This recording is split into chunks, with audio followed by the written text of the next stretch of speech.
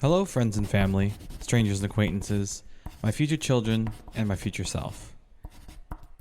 It's a long, long way to Ba Sing Se, but we'll give our reaction to Netflix's live-action adaptation to Avatar, The Last Airbender. So without further ado, let's go all in. Water. Earth. Fire. Air. Long ago, The four nations. lived together in harmony But everything changed. when the Fire Nation attacked. Only the Avatar, master of all four elements, could stop them.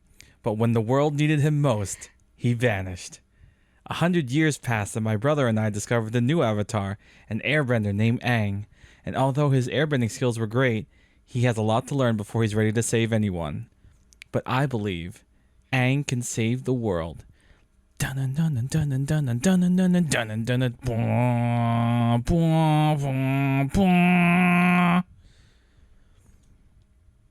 Oh, Lex, we are here. Mm-hmm. You are queer, and we're ready to spread some Avatar cheer. Yeah. Cheers. Cheer makes sense. Oh, man. So, if you haven't heard, Netflix is doing a live-action adaptation of Avatar: The Last Airbender. And if you don't know Lex, Lex, tell him what tattoo you have on your leg. Literally the four elements in like Avatar. Like Yeah. The water, earth, water, fire, air. Yeah. But they're like very specific logos. Yeah. So I think it's safe to say you are a very big Avatar fan. Oh yeah, for sure. Like, just over yonder, there's like a stack of like Avatar comics. Oh yeah, for sure. I love Avatar. It's like literally my favorite show. Yeah. So I'm sure. Well, I'm sure you're excited, and I'm sure you were super hesitant. I was apprehensive. Yeah. Apprehensive, yeah, because I mean, the elephant in the room. We know this has been attempted before, And it hasn't gone well. and it's not that it didn't even go well. It like crashed and burned badly. Yeah, exactly. Like it was a critical disaster and a disaster amongst the fans. It was just generally not good. Right, because like not very thoughtful. Yeah, you're taking a in show. Its execution. Right, you're taking a show that is so highly rated amongst, just everyone who watches it. Whether you're a kid or an adult, or you're an adult who watched it as a kid, you're rewatching it. You're seeing the more adult themes of it. Mm-hmm. You're seeing something so sacred to a whole generation of people, and it just is disrespected in the most disrespectful way. Yeah. But anyway, let's not start off on I'm digressing. Too bad of a negative note. Yeah. We're here to talk about Netflix's version. It's not a movie; it is a series. Hopefully, continue on for another season. I don't see why it wouldn't be, but yeah, I hope so. Right. So, I guess before we get into anything about that, do you want to expand more about, Avatar and what it means to you, and like how, growing up watching it, like how it impacted you? Yeah. I think that like it was like definitely like an interesting show because like at the time, like on Nickelodeon especially, there wasn't really anything like Avatar, and I was also into some animes at the time, like mostly magical girl stuff, but Avatar was kind of a little bit of an offshoot of that because like the creators are like inspired by like Japanese animation and anime in general, and like so That's a whole different discussion. Is Avatar anime? I'm sure a lot of people would say no, a lot of people would say yeah. I would say it's inspired by, but I wouldn't necessarily consider it an anime. Yeah. It's definitely animation. Right. For sure, but that's just my opinion, but I'm sure a lot of people disagree or agree or whatever. But either way, like it was just there was nothing like it on Nickelodeon at the time. I was like 2005 is about when it came out, and so I was like what, like 10, 11 ish. Yeah, I was 10. Yeah. Yeah, like around there. Right, and I'm asking all you these questions because I, growing up, I knew of the show. I'd maybe seen a few episodes, but I guess kid me was like, "This is too serious." This is too serious. That's why I loved it. Yeah, right. Even at 10 years old, I'm like, give me my cat, give me the drama. give me that cat dog show. Oh, Jesus. That show fucking annoyed the shit out of me. But no, give me SpongeBob, give me Dexter's Lab. But no, obviously now as an adult, I appreciate it. And just a fun fact, like, yeah, I watched the series from start to end with you. Yeah.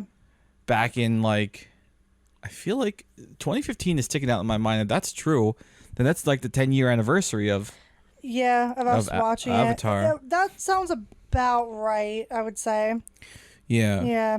It's kind of funny because, especially at the time when we watched it, like I had watched this with one of my childhood best friends. Mm.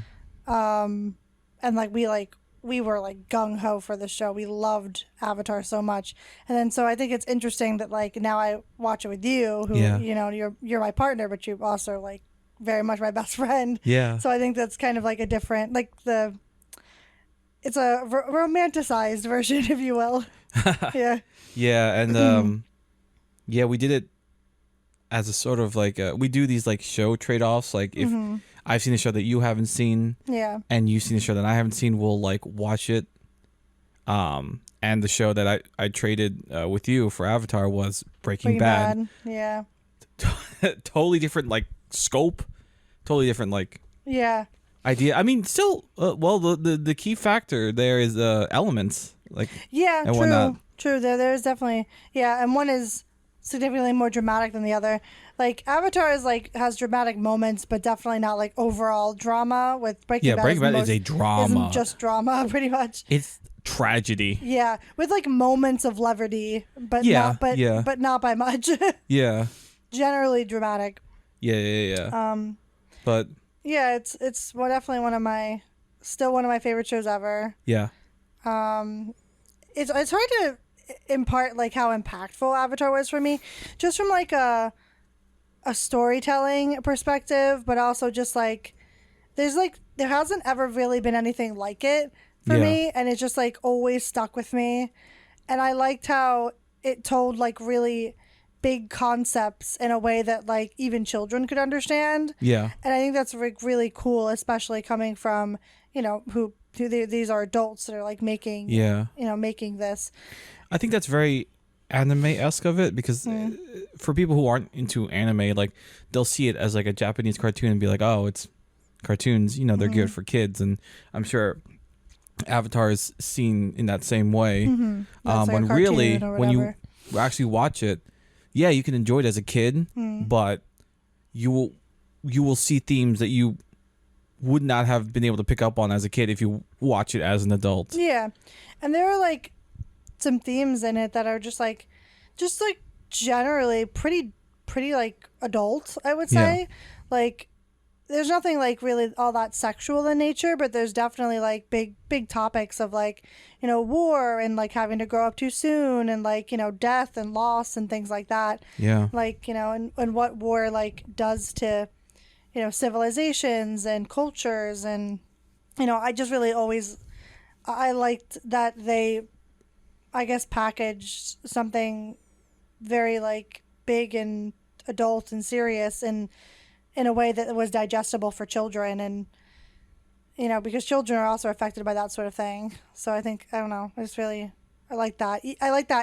I liked it even then, like as a kid. Yeah. I just think I appreciated it. It shows a lot of like well-roundedness, and it's just a super like smart show, like like underratedly smart. Yeah, and it definitely balancing a lot of big issues, and I think that's like even more apparent. Yeah, like the more you dive into like the show. Yeah. And even though it is like, there's fantasy elements of like bending and whatnot, I mean, it's still, there's still parts of it that are relevant to our world and today. For sure. And I don't know. I think if you can have a fantasy show and like still be able to relate it back to like reality, our world, again, it's just a sign of a really smart show. So moving to the live action adaptation from Netflix, when it was originally announced, the creators of the original animated series, Mike and Brian, right? They were on board. Yeah. Which was a good sign to a lot of people. Because, remind me, were they on board with the movie? Or were they kind of just forced along? I feel like it's kind of murky now, from what I understand. I'm sure there's no clear-cut answer. You can just Google, but yeah, it seems like they were kind of shoehorned into it because Nickelodeon was on board with it. Right. So like they kind of had to be on board with it because Nickelodeon was, and they were signing their paychecks. Yeah. Sort of situation. I think it was more of like that, and I do think that they genuinely, more or less enjoyed like M. Night Shyamalan's stuff. So like I don't really think that there was a lot of like big apprehension, at least maybe not initially, but obviously like I don't know. I feel like I don't exactly know how they feel about the movie like M. Night Shyamalan's version, but I can't imagine it's favorable. I'm sure they feel the same as we feel. Yeah. So it's like, I think it's hard to say like how much involvement they really had in it, or how much Nickelodeon even let them have, maybe. Right. And so when they were on board with the live action adaptation that Netflix was doing, that gave a lot of people hope that like, okay, people were happy about it. Okay, this this might be good. And then I forget how much longer it came out that they decided to separate from Netflix. And I think what I saw it was because of creative differences. I don't know if that's just kind of like the umbrella term. reasoning, or if there was more to it, because I know it's speculated, because like they have some deal with Nickelodeon now where like they have a whole like Avatar like studios. Yeah. It makes me think that that they had, I don't know, like I don't know if they caught wind of that, maybe like the Nickelodeon was going to give them a deal, or if they were in talks already when they were already working with Netflix, if that was like their main aim, nobody knows. But I do think that like I can see why they might have bailed on this to get their own thing at Nickelodeon. Right. And again, this is all speculation. We're not saying this is cold hard facts or anything. Definitely not. This is just some theories. Right. So when they announced that they were, separating from Netflix from the live action adaptation, I'm sure a lot of people panicked and was like, "Oh no!" Oh yeah, I certainly did. What? Yeah. Whatever Netflix is doing, not good. Must suck. and if you're citing signs of creative differences from like the creators themselves, like that's a rough. There's some valid like there's some weight to that. Some valid concern too, like because if the creators are like peace out, it would have been one thing if they were like, hey, we're getting our own studio, so we just want to do that and not this. Yeah. That would be one thing. But for them to cite creative differences, I think is very like that. I think would probably hurt the show a little bit. Yeah. I would imagine, because it's just like, well, if Mike and Brian aren't on board with this, like, is this okay? Like, is this going to be good? Is this going to be another flop? Like, you're just thinking all these things. Yeah. I don't know. So yeah, a lot of people, panicked after that and kind of just automatically deemed the show like, all right, it's not going to be good just because the creators aren't on board. Me, the ever optimistic. Yeah, someone who's always gonna try to like wait to pass judgment, and try to really see things for what they're trying to be. I was like, all right, that is a red flag, but I'm gonna give him a fair chance, as I try to do with everything. And so finally, February 22nd, 2024 rolls around. Well, maybe let me back up and talk about like the trailers. Like, how were you feeling when you saw some of like the teasers and the trailers? I definitely I was definitely surprised by like how much they showed in terms of like characters and stuff, because like I wasn't expecting to see like I wasn't expecting to see Jet, that's for sure, in there, and Boomy, and I definitely wasn't expecting to see Boomy. I saw Boomy, I was like, whoa. I thought it was just gonna be like the main. Maybe you'd see Zuko, maybe you'd see Azula, maybe you'd see Iroh, maybe you'd see Ozai, but like wasn't expecting to see like these like other like side characters, and I was like, wow, damn, that's pretty cool. Overall, like it looked very good. Yeah, much better than a certain movie. So yeah, I mean, I'm saying this in hindsight, but from the get-go, from those teasers and trailers, like my cautiously optimistic stance was now just optimistic. I was like, all right, this looks good. And I guess, let's just dive right into it. And this goes without being said, but if you have not seen the live-action adaptation, and especially if you have not seen the original animated series, you might want to skip this. Spoilers ahead, obviously. Yeah, definitely spoilers. Yeah, let's just give me a quick like elevator pitch rundown of like your impressions, your first impressions after we binged it over the course of what, 3 days? 3 days, yeah. Yeah, I think we did 2 episodes, 4 episodes, and then another 2 episodes. Yeah. Yeah. Just my overall impressions. Yeah. Well, let's first impressions. First impressions. Okay. Yeah, and then we'll go to like we'll end this off with like final thoughts and. Got you. My overall, like, I liked the way everything looked. Like, I liked how, like, the visuals of the bending. I liked all of that. Thought that was good. I thought everybody looked, like, in character. Like, nobody looked, like, super Uncanny Valley. Like, Katara, Sokka all looked like Katara and Sokka, and Aang looked like Aang, and, Zuko looked like Zuko. And, for the most part. All their names said correctly. Yeah, that's nice. That's good. I'm happy about that. Priority numero uno. No Ong or Iro or whatever. Jesus my Christ. goodness. Soka. That was awful. Yeah. So I did enjoy that. Yeah, I thought everything looked like, I was a little bit worried about how Appa would look. Appa looked good. Momo looked good. Yeah, I would say generally pretty pleased with how everybody.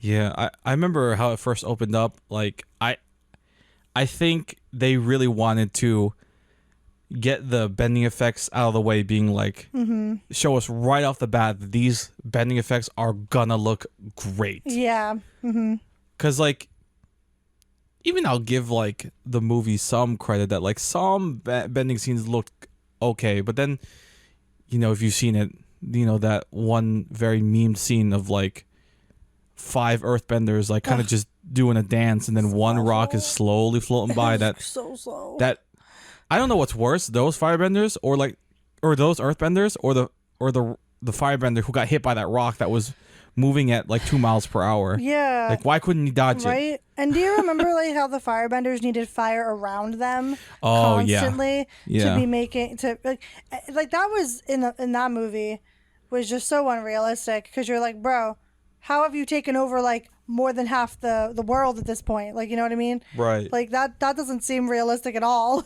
Yeah, so many things fundamentally incorrect. Yeah. I mean, we could talk about the disaster of M. Night Shyamalan's movie all day, but talking about Netflix's adaptation, generally everything was just much better. Yeah, and I understand the bar was set pretty low, so it's like yeah, for sure. some people might see this as like, well, yeah, that's still the bare minimum that they should be getting, characters' names right. Bending should be looking good. Yeah, it is bare. That is true. It is bare minimum. Yeah, but I still think give credit where credit is due. Yeah, they did a good job. Right. Yeah, not so much with the names and stuff because that should just be all right, automatic. But Yeah. the bending and stuff, like the visual effects are good. Yeah. Like everything's looks like fantastic. I didn't have any complaints. Yeah. Yeah. I think let's get right into. We're gonna go in no particular order. Well, the first few are gonna be kind of like the main characters, but then we'll maybe dive into some secondary characters in no particular order. Mm-hmm.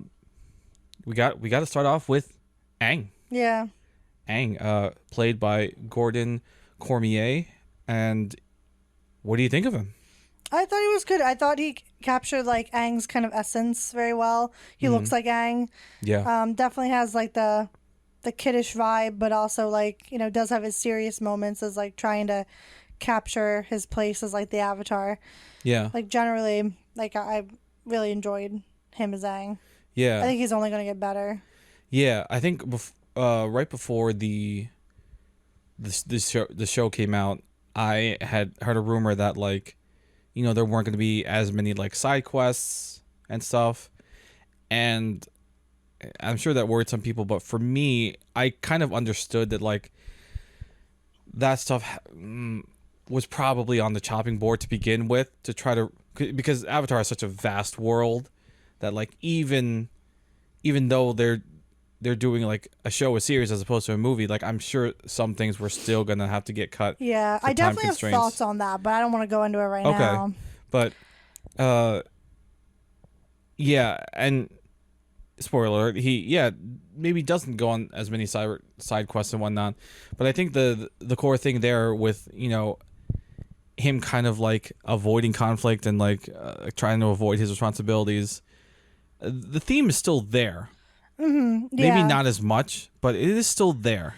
Yeah, it's definitely not it's not driven as hard home as it was in the animated series, but the essence of it is still there. I think whether or not it's passable for you is up to individual interpretation. Yeah. I have my own thoughts about it personally, but again, I'll save that for later. Okay. But yeah, generally I liked Aang's character. I thought he did Aang as best he could. Like he did him justice, more or less, I would say. Mm-hmm. Yeah. Katara. Katara is a bit of a... This one might be the most... A little divisive. I would say, yeah. Because she's the most... maybe not the most, but definitely one of the most different characterizations of Katara. And I think that, like, it's not necessarily a bad thing. Because I'm really trying to, like, hold off on judgment until I see the rest of the series when it comes to Katara's character. But as it stands now, I think that I enjoy her character. I just want to see where else it goes, because she's not as like headstrong, not as stubborn, not as like feisty as she is in the original. Yeah. And I have definitely seen a lot of criticism that people don't really like that. Yeah. That's like not there. I think it's important to note that I think a lot of people are going into this thinking, if this isn't exactly to the T, just like the original animated series, then I don't want it. Yeah. Like, no room for creative liberties, no room for exploration, and expoundation. Exactly, yeah. And I think that, like, it is important that, like, the actors do what they want to do, more or less, like, with the characters. That's also... And it could, it could be a lot of things. It could be the actors, could be the writers. You don't really know. Right. The direction, like, whatever. It could be a lot of things. But I think largely, the direction I want Katara to go in is, like, like a strong feminine energy, but like, not as overtly, chaotic like how Toph is, or like overtly like, very masculine in the energy. Like she can still be a warrior, but also still be soft and feminine. I think I hope that's where they're going with it. Right. But I think that's yet to be seen. But there are definitely points within the series where like, or points within this season where like that lead me to believe that they might be going in that direction. Okay. But what do you think? Yeah, well, especially rewatching some scenes from the animated series, there is a feistiness to Katara that maybe is missing a little bit in the live action adaptation. Which is not deal breaking. At least not in my opinion, because like you said, it could be a different kind of like strong feminine. Yeah, interpretation of like feminine strength. Right. Yeah. I personally didn't have a problem with Katara. I can see if you were expecting maybe a little more. Mm-hmm. The reason I don't have a problem with it is because like you said, like she could develop into that later on. Katara could go a lot of ways. Yeah, I'm specifically thinking of that one scene where like she finds the guy who killed her mother, right? Yeah. Like that, she could go ape shit crazy there. Will that be there? They're not doing side quest. Who knows? We'll see. It's true. Yeah. We'll see. But yeah, that is probably the most aggressive you see Katara at in the series. Especially like at any point when it involves like her mom, really. And that makes sense. Like she literally like was a kid when her mom died, and like, obviously very traumatic to see like a parent die. So it's like, yeah, and we see it. Yeah, we spoiler, we see it. Yeah, we see it like in the show, like, and Katara was actually present like when her mom gets like literally killed, unlike in the animated show where she runs out before that happens. So like, I forgot about that. Yeah. So like she runs to go get her dad, where like in this it doesn't happen. Like she's hiding, and then like her mom gets killed when she sees that. Like she witnesses it. So that's like a different level of trauma, I would say. Yeah. Off the bat, the live action adaptation is definitely darker. Yeah, not like so dark that it would be uncomfortable, but like for like, when I watched it at like 10, 11, like it's like uncomfortable, sure, but not like super dark that like I wouldn't recommend like any children ever watching it. Yeah. But this is like where it's like at least be like maybe 10. Yeah, it's like cautious, like be cautious, I think. Yeah, 10, 11 is better, I think. Yeah. Because it's like there are definitely times where people get burned alive, and like, it's not super graphic, but it's like you get the idea. It shows you it for a second, just long enough for you to be like, oh my god, and then it'll cut away. Yeah, it doesn't like linger on like anything, but you saw that door open just for a second. And you saw what was inside, and you're like, "Oh my god!" Yeah, and you see blood and things like there's like carnage and stuff. Like, yeah, it's not like super graphic where like guts are spilling out ever, but it's like you do see blood and cuts and things. Yeah. So there's definitely more like violence, I guess, like because in the animated version, it's like implied violence. It's never like overt, really. Where like this is a little bit more overt, I would say. Yeah. Again, not my super much, but just enough. Enough. Yeah, to get the essence of this is a war and we're in danger. Yeah. But is it good for? Absolutely nothing. Okay. Sokka. Yeah, Sokka, he grew on me, actually, like, because when I first saw him in the trailers, I was like, he's a funny looking dude. But then I think about it, I was like, Sokka is a funny looking dude. So I'm just like, oh, okay. And then I think I said he looked like Jack DeSeta in like the first episode. You did? Yeah. You said he looked like him. I said he sounded like him. Yeah. I was like, that kind of looks like Jack DeSeta a little bit. I think, yeah. I think I was just a little bit worried. Not seriously worried, but like, because I knew, I was like, well, I don't know if they're going to show that in the trailer, but like, we didn't see like too much comedy from him. Yeah. Yeah. So I was just like, ooh, I hope he's funny. I hope he's not like freaking Jasper Cullen. Yeah. He was very serious in M. Night Shyamalan's version. Oh my God. And I feel like they strike a balance here of him being funny and then him being like serious. I also think his comedy here is a bit more like deadpan or like Yes. yeah, it's not as like overtly dad joke sometimes like Yeah, Sokka was or in like the animated version. Yeah.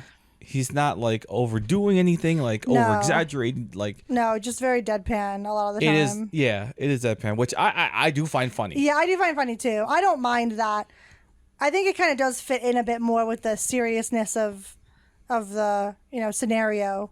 Yeah. So it didn't bother me that he wasn't like super funny or whatever. Yeah, and he's a player. Yeah, which I mean, mean so's Sokka in the animated version. Yeah, but like, dang, like we knew like Suki and Yue, but man, but we'll get to Suki. Yeah, we had Suki. We'll get to her. Zuko.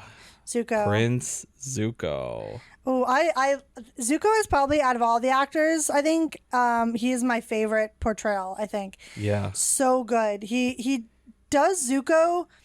You can just kind of tell that, like he plays it so well. He's like tortured a little bit, and he's just kind of like sad, but also like angry, and he just plays all of these emotions play on his face like very, very well. Yeah.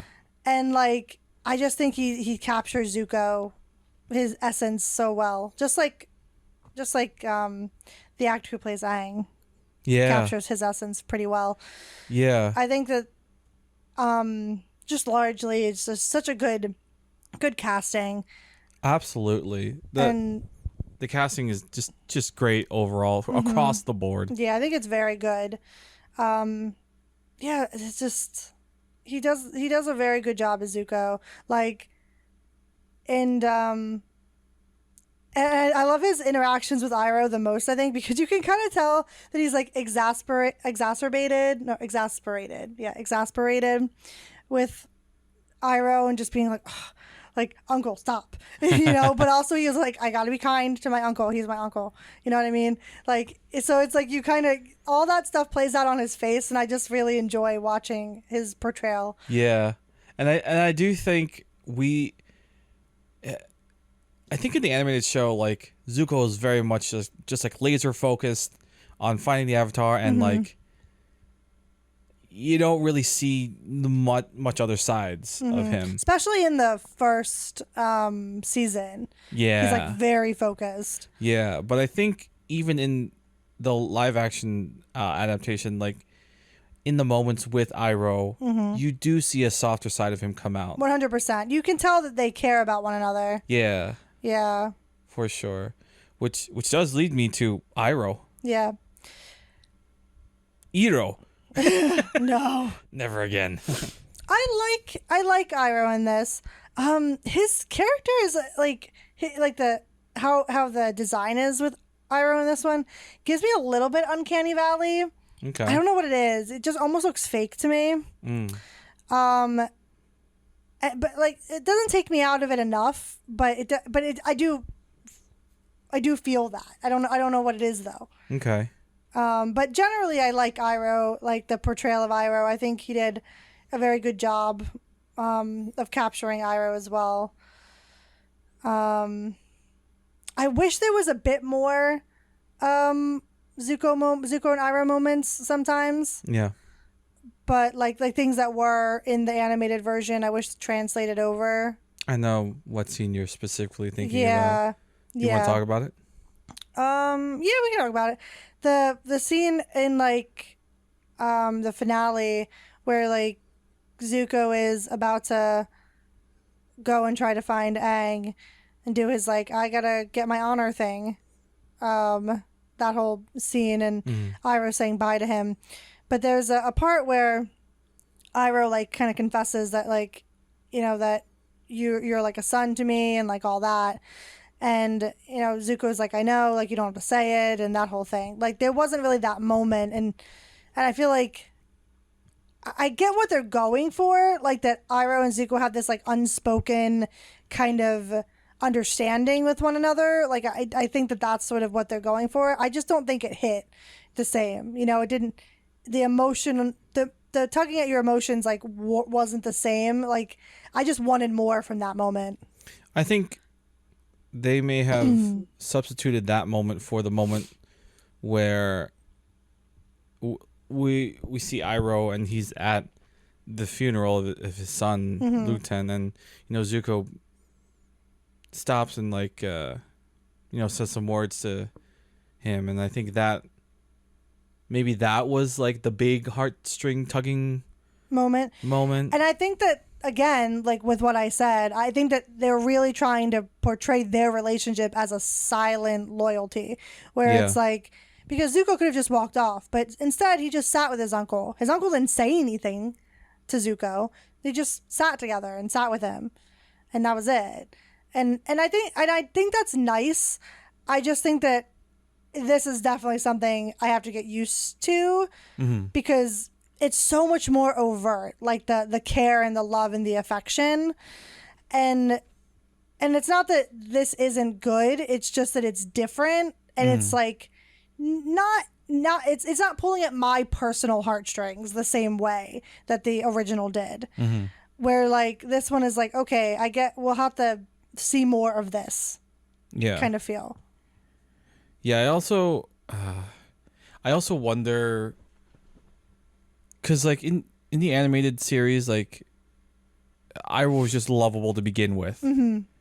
Like, very much so, kind of funny, lighthearted, unserious. That's a good word. Unserious until he had to be. Yeah. And I'm sure a lot of that love is just automatically transferring over to the live action adaptation for Iroh.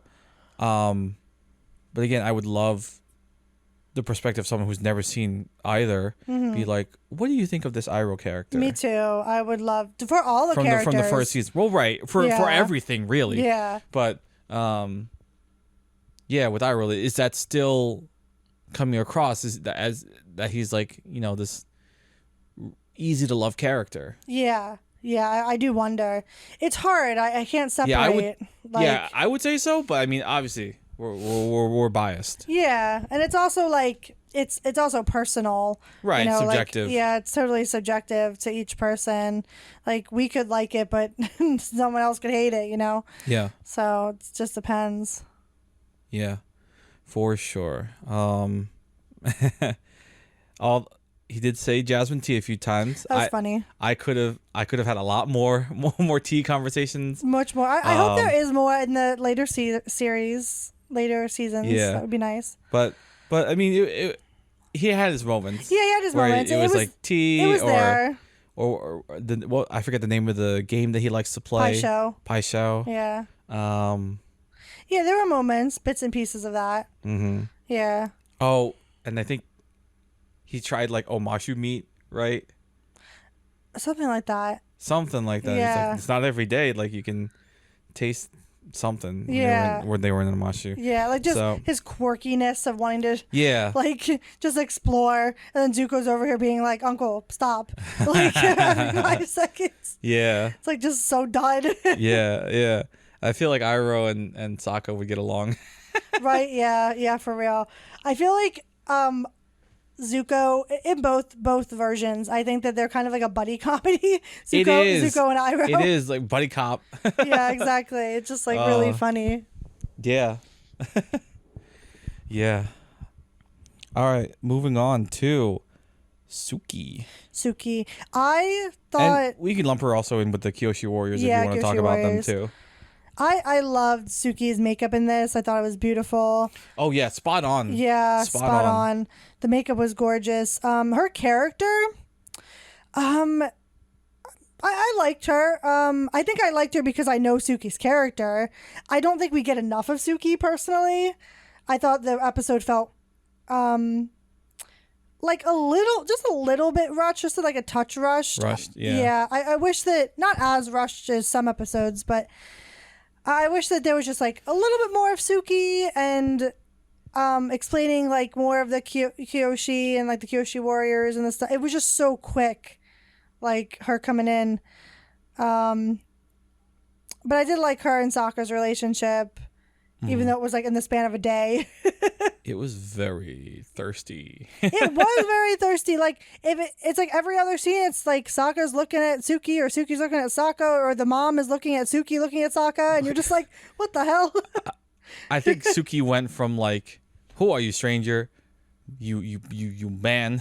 Hello, you stranger. Yeah. To like, hello, stranger. How you doing? Yeah, it's like that. Like, bro, like you were like, no, let no one come in. Like that is the thirst of a man right there. Like, right? Control yourself. Well, I guess it makes sense because she's never like been like, like that.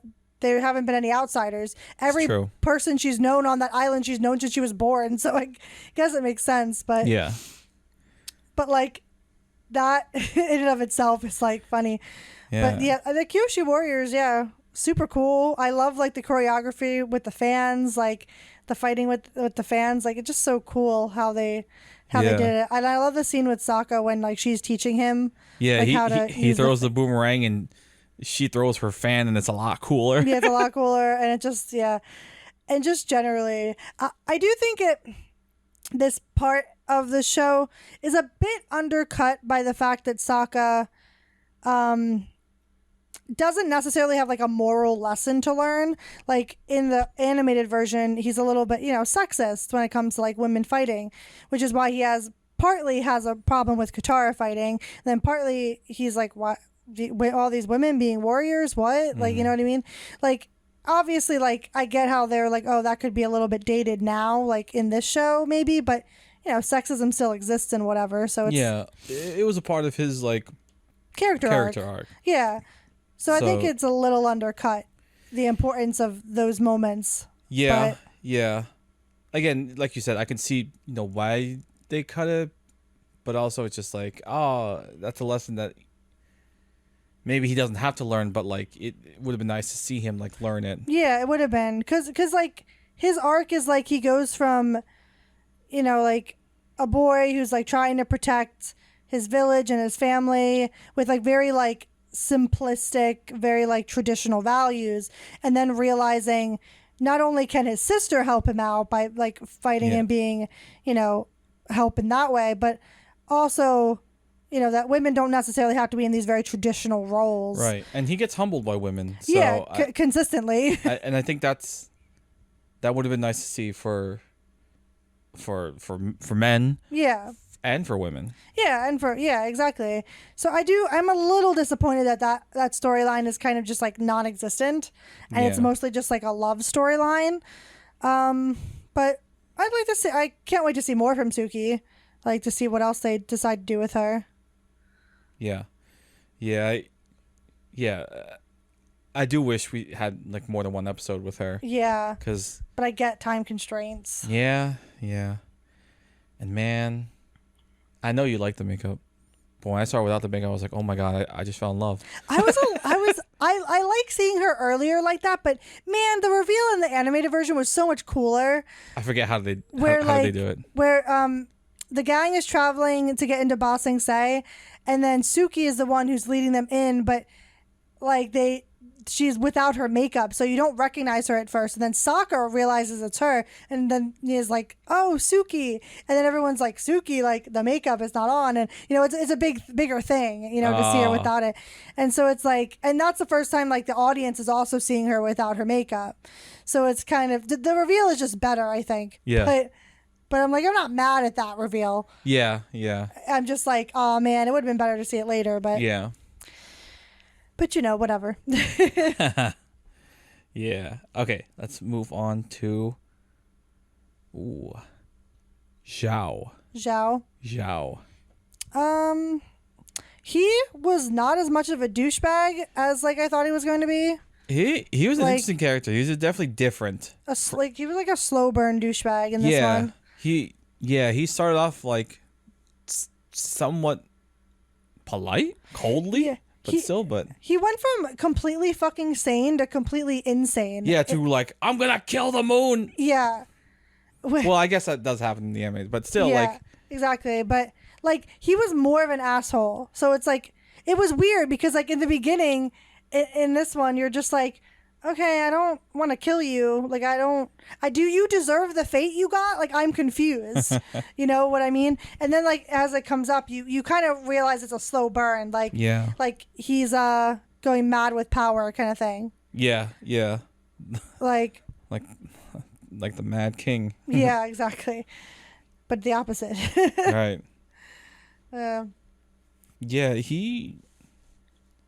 Yeah, like in the original anime series, he right out the bat, just dick. he just gives you the like dick energy. Like you're just like, dude, Just like you're annoying. Just fuck off, man. Yeah, like honestly, like stop fucking bothering everybody. Yeah. Like, but here it was just like, oh, you and Iroh don't even know each other. Oh well, you know Iroh, but yeah. he don't know but you. most people know Iroh, so Right. it's like, whatever. Was he nicknamed Dragon of the West in? Yeah. Okay. Yes, he was. Yeah. Obviously, Lex is the Avatar fact checker for me. I mean, I'm not perfect by any means, but I know a smidge more. a lot more than the smidge. But yeah. Ozai. He's fine. Like he's not as menacing as I really wanted him to be honest. True. Like, well, to be fair, like the whole first season, you don't see his face, right? In the original. Yeah, in the original, and so that's already different. Out the window. And like his interactions, I have to see more of him because honestly, his interactions with his children really fucking perplex me, because he seems like almost like not big enough of an asshole to Zuko. Like in the animated version, he's like just an absolute dick to Zuko constantly. Like there's no affection. Where like there are small drops of affection in this, and I guess that almost makes it worse because it's like you're kind of like, oh, he could maybe be a decent human and not hate his children, but like I don't know, but it just confused me. Like like and then with Azula, he's not as much putting Azula up on a pedestal like he does in the animated version. It's very much not. It's not as much of a golden child scapegoat kind of thing. Yeah, it's like he's pushing both his children like to their limits. Yeah. In a twisted attempt to make them the best that they can be, and yeah, he's like withholding affection. Yeah. I don't even know if he's withholding that. I don't know if he's capable of it. Yeah, exactly. Like. But yeah, in the original anime series, he was like evil. Yeah, I thought he was like seemed... definitely one step away from being evil, and then he only gets worse. Like the more shit you learn about him in the comics, you're like, yeah, you're straight up fucking like out of your mind, bro. Like some of the shit, but in this one, he just doesn't seem menacing, and I'm just waiting for him to be like terrifying psychopath. You know what I mean? Yeah. Like I think Zhao is more menacing at points. Yeah. Than like fucking Ozai is. Yeah. And I'm just like, just waiting, but he's like fine. We'll see. I think that's largely how I feel about it. Okay. Oh, Gyatso. Oh, love Gyatso. I love that we got more Gyatso in this. Yeah, I absolutely love Gyatso. Dare I say I like him more in this really than I do. Well, we do get more of him. True, and also I haven't seen his scenes in the animated in recent times, so like I might have to go back and a few. rewatch it. But yeah, here, dude, his relationship with Aang and all his scenes with him they will be the scenes that will make me cry. Because I don't know, just right from the bat, right right off the bat, like he is Aang's Iroh. Yeah. In a lot of ways. In a lot of ways. And like his father figure. Yeah. Just like Iroh is kind of a father figure to Zuko. Yeah. Because Airbender culture is a little bit different where like they don't really have like parents per se. Yeah. That is interesting. Yeah. But yeah, oh my god, I absolutely love Gyatso, and oh man, again, spoilers, but you already knew that. The one scene where he's in the spirit world and he sees Gyatso again, and they hug, and then like Aang's like, oh, I gotta go save my friends, but I'll come back and we'll have more time and we can talk, and Gyatso's just like, of course. I wish they had more time. I know. I knew something felt off about that scene. I was just like, oh. And I get it, because I'm sure it was only like a one and done sort of situation. And I'm just like, oh, I wish That's so heartbreaking. It is. And I wish that I do kind of wish that they kept him like as also a mentor to Aang. Like, yeah, because like, as you know, since we've also seen The Legend of Korra, like, you know, Iroh's still around. Yeah, true. Within the spirit world. So like, why couldn't Gyatso be? Yeah, so like they just wanted to tug at on the our heartstrings, heartstrings. like, and boy, did they! My heartstrings were tugged. Yeah, especially since it's like only a few episodes before, like you get like how Gyatso died, and you get like Aang like burying him, and you get like, you know, the all that sadness of his, you know, mentor and like friend dying, and then like you get to see him again for a little bit, and then he gets just ripped away from Aang all over again, and like that's just sad. Yeah, it's just really, really sad. Yeah, it is. But yeah, any scene with Gyatso in it, I just loved. And he's also an awesome airbender. He is. When he was defending those children in the beginning. It makes me sad that he defended those children and they still died, probably. They probably died. Yeah. I'm just like, you tried so hard, Gyatso. Yeah. Oh. You did your best. Yeah. Heartbreaking opening scene, man. It was, but honestly, I really liked that because it really did set the scene of like the tragedy of this, like this, you completely like genocide. Yeah. You know, like that's something. Yeah, like let's call it for what it is. It is genocide. It is, yeah, because it's like quite literally wiping out an entire, you know, quote unquote race of people, because you know that's what airbenders technically like in this world, like that's what they would be. Right, and it stems from you know, a sense of superiority. Yeah, coming from the Fire Nation. Yeah, they think they're, you know, they think they are superior, that they're, you know, the people that should be, you know, the ruling faction or whatever. The Slytherin. The Slytherin. The Avatar world. Yeah, exactly. Like, you know, or, you know, for lack of, you know, a more like, I guess, real life interpretation, like Nazis, you know, like the genocide of like Jewish people. And it's like, it's obviously not the same, but it mirrors, you know. Yeah. It like reflects that. And that's what I mean by like Avatar takes like really deep rooted like problematic issues, really heart stopping issues, and then like puts it in a more palatable form for like children. Yeah.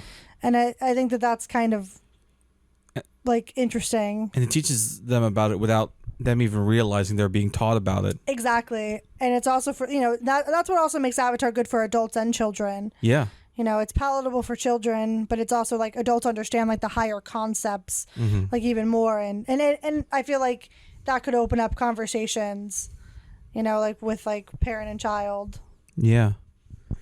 Yeah, absolutely. And going back to like the opening scene where, you know, the Fire Nation is attacking the Southern Air Temple?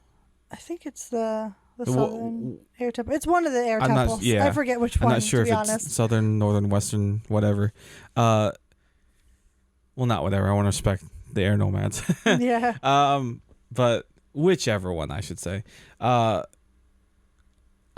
seen some people say that, like, you know, while like, you know, visually, you know, it was great to see that where that was in the storytelling, it was done better in the original animation because you learn that later on. So there's some mystery surrounding as to like, oh, why is this boy Aang, trapped in this ice? Like, where did he come from?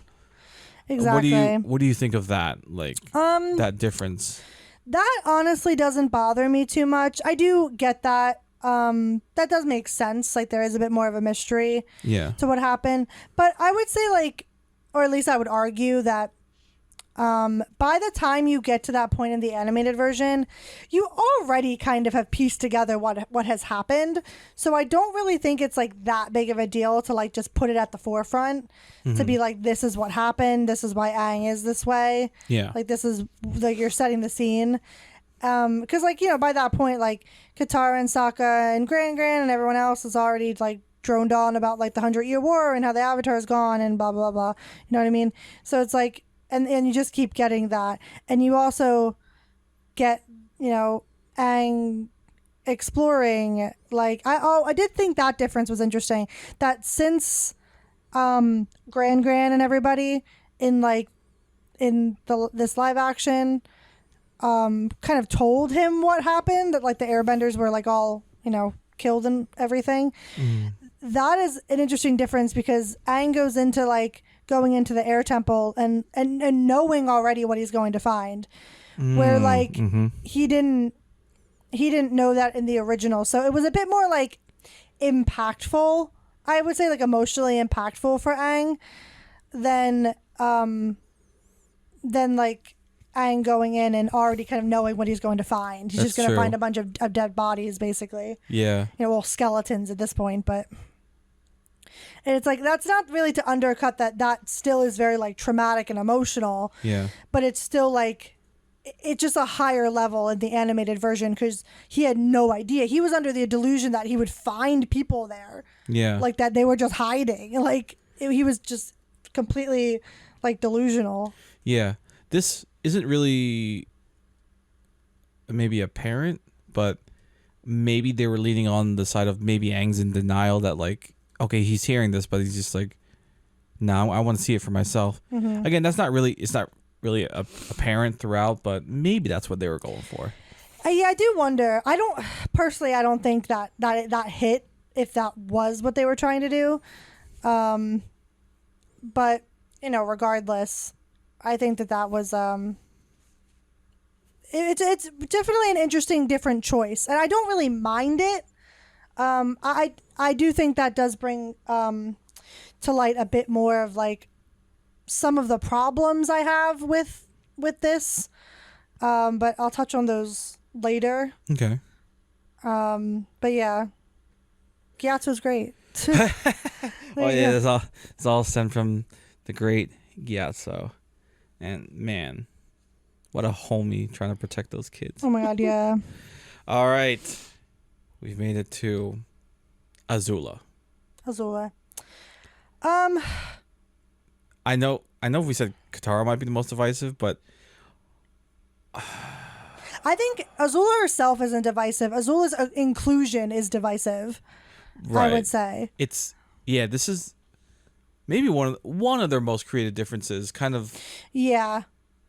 Kind of like pitting like her and Zuko against each other. Like very early on. Yeah. Which is like, honestly, personally, I don't think it was necessary. Okay. I think it was, they showed a lot of Azula. And I'm like, personally, I think that time would have been better spent. Because it's like, I don't know, like in the second and third season, like in the animated version, they did just fine without Azula being in the first season. Like, you get it. You get that, Azula is the favorite. You get that Azula is a powerful bender. You get that, that him and that Zuko and her don't really get along that great.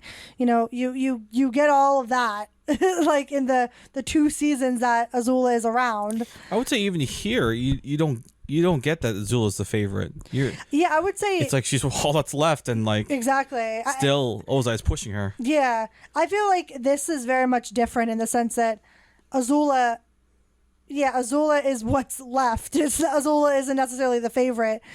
I almost get the vibe that Ozai would prefer Zuko, like, to be around, but like, oh, Azula's here, so I guess I have to fucking deal with you now. Like, that's the kind of vibe I get from Ozai. Yeah. A little bit. Yeah.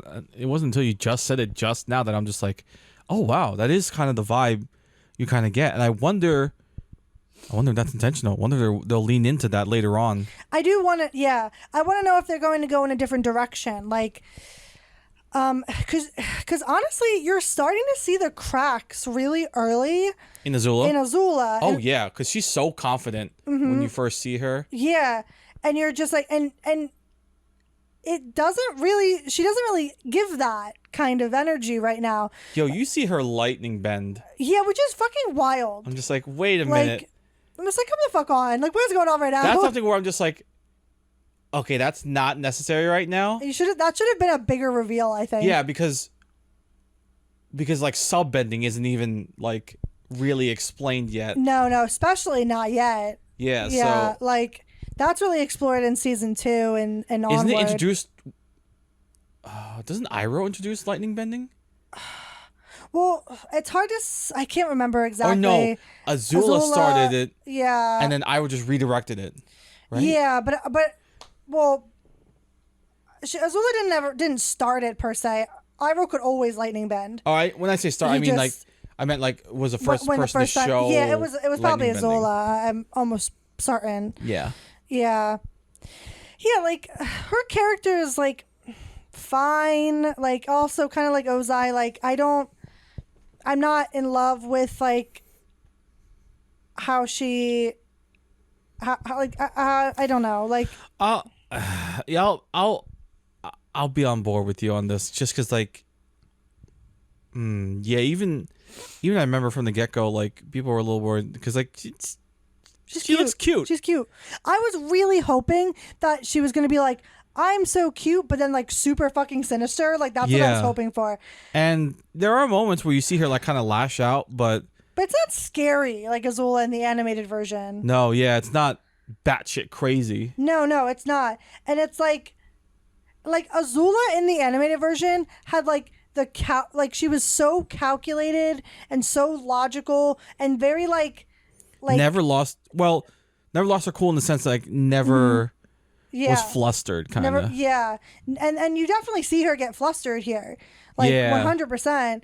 And so her characterization is just very different. And I get that the only person who could fluster her maybe is her father. Yeah. And that may be true in both the animation and the live action. She's also more heavily leaning on her friends.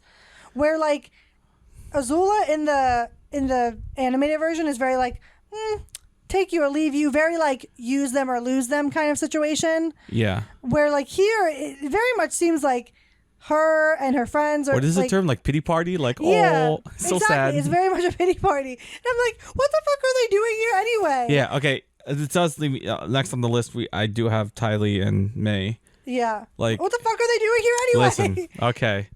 I try to be fair. You know that. Yeah. I have it written down here that it feels like one, they're kind of shoehorned in. Yeah. You don't really. Do they even say their names? I don't even know if they remember. We had an introduction. If they ever said their names or whatnot. Do new viewers know who these people are? Yeah, I have no idea. And I think Azula might say their names one time. Maybe. At most. Right. And two, they kind of. I have written down they're like caricatures of the characters, but also it just feels like they're cosplaying. Yeah, yeah, it totally does. Dang. And it also seems like May is more of the bestie for some fucking reason. Like May's the one being like, Azula, he's fucking with you. You know what I mean? Like being the voice of reason a little bit, which is like, what the fuck? Like that's not their relationship. Yeah, and Ty Lee's not bubbly enough. No, Ty Lee's definitely not bubbly enough. She's barely even like functioning. Like she doesn't talk very much. I didn't see one backflip or like the introduction in the animated series was so much better, like for both of them. And both of them gave like the vibes. Wasn't there a volleyball scene? Yeah, there was. Please. Well, not like in the introduction, but in the show. Give that to me and I'll forgive you. Yeah. And I'm just kind of like it wasn't good. And then there's a random fucking scene where they're like sleeping while Azula's training, and I'm like, Oh yeah, they just like stayed there and yeah, do they not go home? are they slaves? I don't know. Those two are probably the characters that I have the most problems with. I'm just like, you don't really get who they are if you don't already know who they are, Yeah. and like, and They just didn't do a good and you job know, with that one. and we know who they are, and we're just like, what is this? Who are you? Like, Like Azula's like, if you took Tylee and May away from those scenes, would have been fine. Like, would have been fine without Tylee and May. You could have introduced them in the second season. Yeah. Like, if you had to keep Azula in this season, like, you could have just not had May and Tylee. Like, Yeah. you know what I mean? Like, it wasn't necessary. yeah. So I think that's where I get a little, I do get a little critical. Like I'm just like, I don't know if those characters were handled the best. Yeah, I agree. We definitely need to see more from them. Yeah, right. Obviously, Like- I'll see this through to the end, but Yeah. I think it would have been better if they, for instance, like, Azula was sparring with them or something. Like, that never happened. They were just, like, hanging around. yeah, But if May, you saw some of May's, like, knife fighting or something, that would be cool. Or, like, Tylee's, like, chi blocking, that would be cool, right? yeah. Like, that would... That's how it should have been done. Yeah, I feel like it would have made sense, right? Because, like, Azula's trying to train Yeah. and, like, get better and whatever. Like, but no, none And of these that are our happened. friends who are also good and are like helping her train, but they're kind of just standing there watching, and kind of the most helpful is, like you said, being the voice of reason. Exactly. That's it. So It wasn't it for me. Didn't feel the vibes. Didn't like it. that I will agree, underwhelming. Yeah, very underwhelming, unfortunately. Unfortunately. Okay, let's get into some of the avatars. Gotcha. Avatar Kyoshi. Kyoshi was perfect. Oh my Kyoshi was so god. fucking funny. I was like, this is it. This is perfect. I love me a tall woman. She was tall as fuck, too. I was like, damn. Like, Aang is short because she's like 12, but also, like, Kyoshi's tall as fuck. Yeah. And, like, she was so aggressive, like, kill them Yeah. all. Like, yeah, you yeah. know? But I'm isn't just that like, how she actually is? Yeah, that's how she actually Yeah, is. so you're just like, damn. they like, nailed that. Yeah, they nailed that. They nailed that. She was great. I have no complaints about Kyoshi's portrayal. It was cool when she like appeared, Yeah, that was fucking cool. like when the Fire Nation was attacking the Kyoshi Island. Is Yeah. that what it is? Okay, yeah, and is that a thing that can happen in the animated thing? It does technically happen in the animated version on Avatar Day in season 2, Okay. where she talks, like, she basically, like, Aang is on trial, and then Aang summons her, and then she basically talks through Aang. Okay. Yeah. Gotcha. And then also Roku does that, like, briefly, during, like, the winter solstice episodes. Okay. Yeah. Yeah. Well, since you mentioned him, let's talk about Roku. How God, do you feel that about was him? awful. What? Awful. Did not like him. Dang. He was good for the last 2 seconds. Because, like, he wasn't serious enough. Like, Roku is also very serious. Okay. Also, Roku is supposed to be the one that is consistently, like, through Aang's journey. Yeah. You know, he talks to Roku the most. And I'm just like, bro, you like, that felt like a caricature to me. Okay. I was like, yeah, Uncanny Valley. Okay. Like, not good for me. Did not pass. Okay. Yeah. I think my memory on Roku was fuzzy, so like I didn't have that basis to. He literally makes fun of Kyoshi. Oh. And I'm just like, what the fuck? Yeah. Like, So yeah, to that I'll yield to your expertise. And then Avatar Karuk. Karuk. Mm-hmm. Yeah, fine.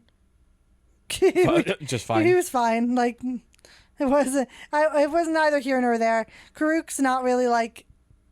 Doesn't have a huge, big personality, so Yeah. it's not really all that surprising that he was, portrayed the way that he was.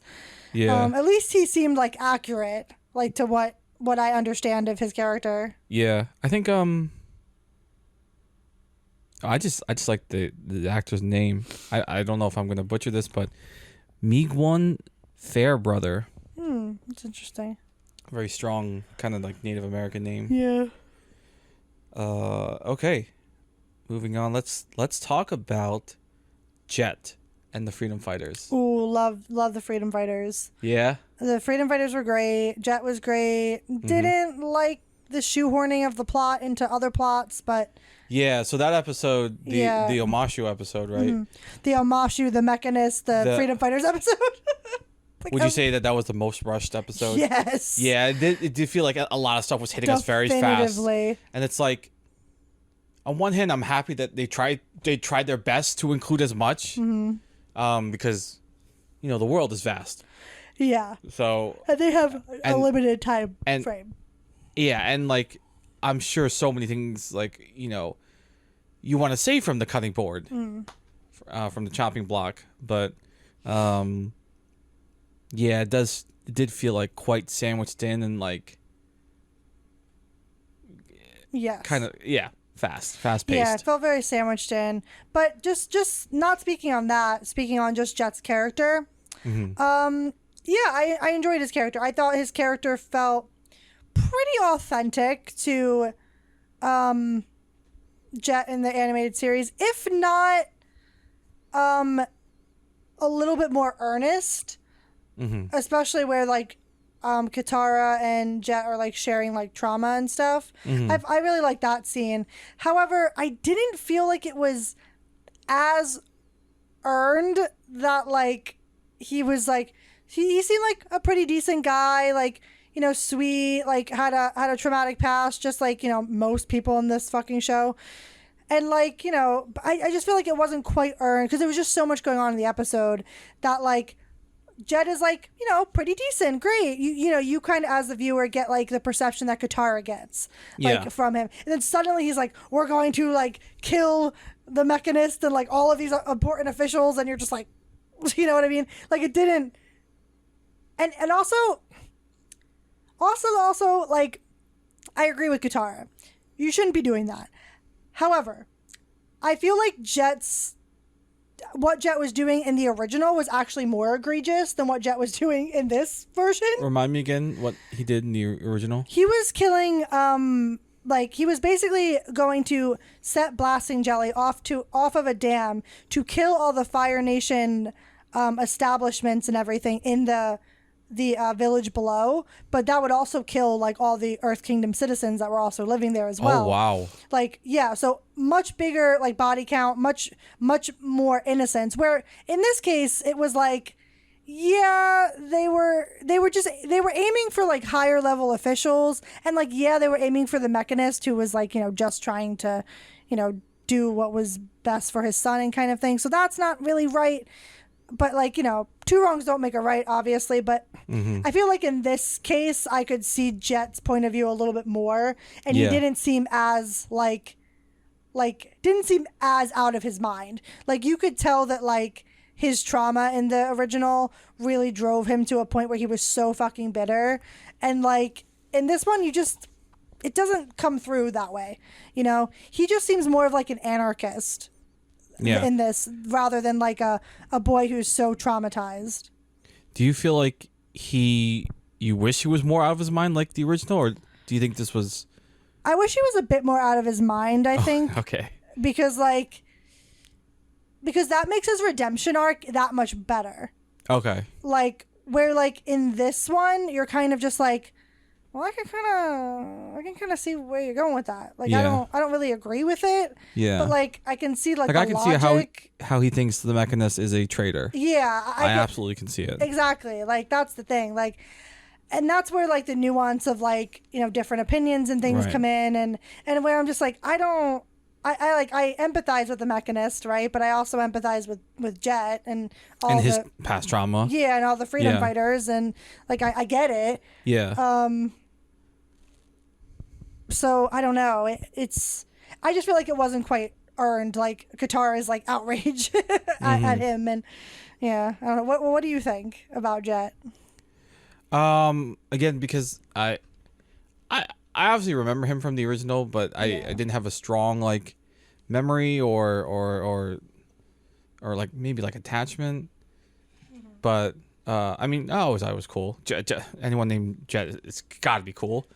I I don't know. I liked his character. It made sense, and I don't know. I'm not too super critical. No, on I Jet. think I am because I really like Jed's character. And yeah, that's Yeah. fair. I know a lot. He's a very likable character, and Yeah, and I'm just like, oh man, I hope that it's just as impactful like yeah, the beginning. But maybe I think my headcanon here with what they're gonna do with Jet, especially since Sokka did the laying of the foundation of we can return to Amashu. yeah. I think we'll see Jet again. Yeah. Like more than we did in the original. Okay. So I think that's what they're laying down, but that's just what I think. Yeah. Yeah. Cool. All right. Is it Teo? Teo, yeah. Teo, and obviously we mentioned his dad, the Mechanist, The a bit. Mechanist. What do you think of them? I think that I like them. They were good. Yeah. I also like the Mechanist as like I don't want to like this kind of maybe sounds a little bit mean, but I like him as like a plot device in the sense of like I like that he is a good example of like what war does to a person and also like the lengths you will go to protect your family, even if it means betraying your own country in a lot of ways. Yeah. And so I think that's also another great example of nuance, like in Avatar's world. Like things aren't black and white. Yeah. I forget the exact quote that Iroh said in the live action, but I think it's very poignant for this, where it's like war pushes people to a place where they might not like what they find, something like along those lines. Yeah. And yeah, war absolutely does that, and like you said, it drove, like you can see where it drove the Mechanist, in the name of protecting his family. Yeah, exactly. Because he already lost his wife and he already had to uproot his whole life. And, also another person who has a lot of trauma. So people do a lot of make bad decisions, like, or make decisions purely based on like their really poor circumstances. Like, you know what I mean? Like, so. Yeah. If you're starving, stealing food is now not, it's not above you. Like you could definitely see yourself doing it. Exactly. And I feel like, yeah, in those circumstances, it's understandable, right? Yeah. And like, I feel like the Mechanist can be rationalized in that way too. Like, oh, well, he needs to feed his son. He needs to like have a roof over their head and everything. And, that's very like adult problems, but like, that's what he was thinking about. I'm sure he didn't want to betray his like king and country and everything, but, I feel like that is probably what sometimes the lengths you have to go, to survive. And he also brings up the moral question of Hayao Miyazaki does this a lot too, that is the invention of something new worthwhile if it's used for like destruction, basically. Yeah, that makes me think. I think it was Sokka who said it. Like anything can be turned into a weapon. Yeah, exactly. And like, the Mechanist thought he was giving them like some sort of engineering plans that, he thought were harmless. But yeah, but really they figured turns out out a way to make it into a war machine. Yeah, exactly. And that, once again, nuance, so much nuance. So big world problems in a kids show, you know what I mean? Like, yeah. And it's like, yeah, kids show in quotes, obviously. I do appreciate shows, whether they're geared towards kids or adults or both, that can show examples of nuance and kind of teach that lesson that like, not everything is black and white.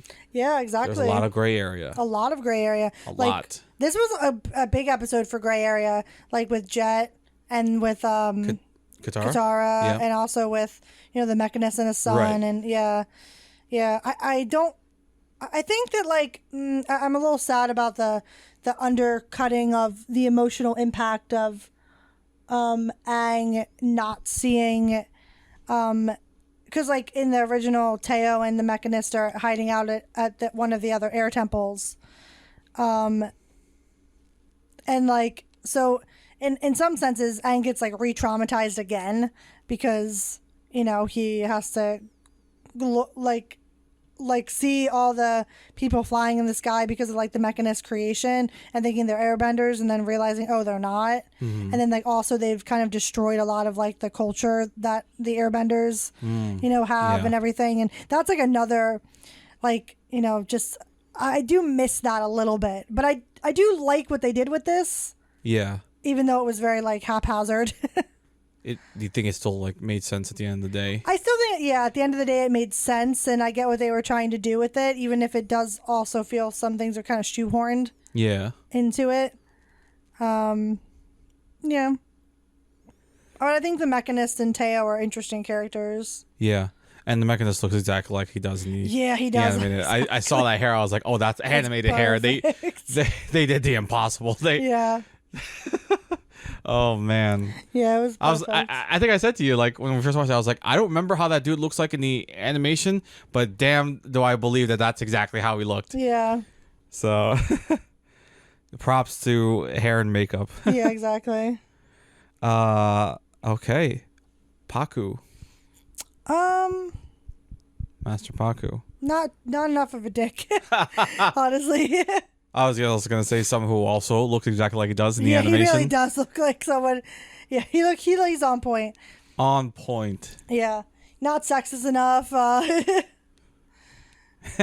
They really need to up the dickin'. Yeah, like everyone's like not dickish. Like it's like, come on now. Like I don't know. Don't be afraid of little dick. Come yeah, on. like I want. Like that's the whole point. Like they're supposed to be assholes so you can love them later or not. Like or just double down later on. Or just double you're down. Like you're irredeemable. Exactly. Like that's why spoilers. Zhao gets eaten by a fucking fish, but it is what it is. He doesn't. He doesn't in right? this one. Yeah. I will just like. Yeah. Kind of like gives him the Gaston treatment. Yeah, exactly. I was kind of disappointed. By that.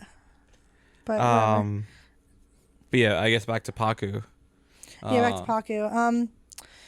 Yeah, he was a little underwhelming, actually. I'm a little sad about the whole no. Oh yeah. That's probably one of my biggest like. I'm bummed out that didn't happen. That wasn't the like whole, a thing. Like necklace connection with Katara's grandmother. Yeah. And like him. Yeah, that she was like Katara's grandmother. Used to live at the Northern Water Tribe. Yeah. And that like she was betrothed to Paku, but then like she left for the Southern Water Tribe to like find herself or whatever, and then just ended up staying there. Yeah. And then Paku's just been like pining after her like his whole fucking life. Yeah, and like that's what like kind of changes his heart, right? Yeah. Yeah, and that was exactly like. I think that's very much more impactful. Yeah. Than how it was in the live action adaptation. So yeah, even though like I do like what they did, being Katara being like the one to be like, hey, all these women are willing to fight. You say you need warriors, like they could, but they could have included both. They could have included both, 100%. I think that like it's sad that they didn't. Yeah. Yeah, that's something I'm just legitimately sad about. Yeah, I'm definitely bummed out about that one. He was okay though overall. I didn't love him, didn't hate him.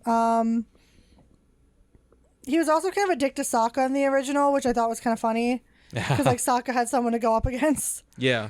But overall, like, fine. Yeah.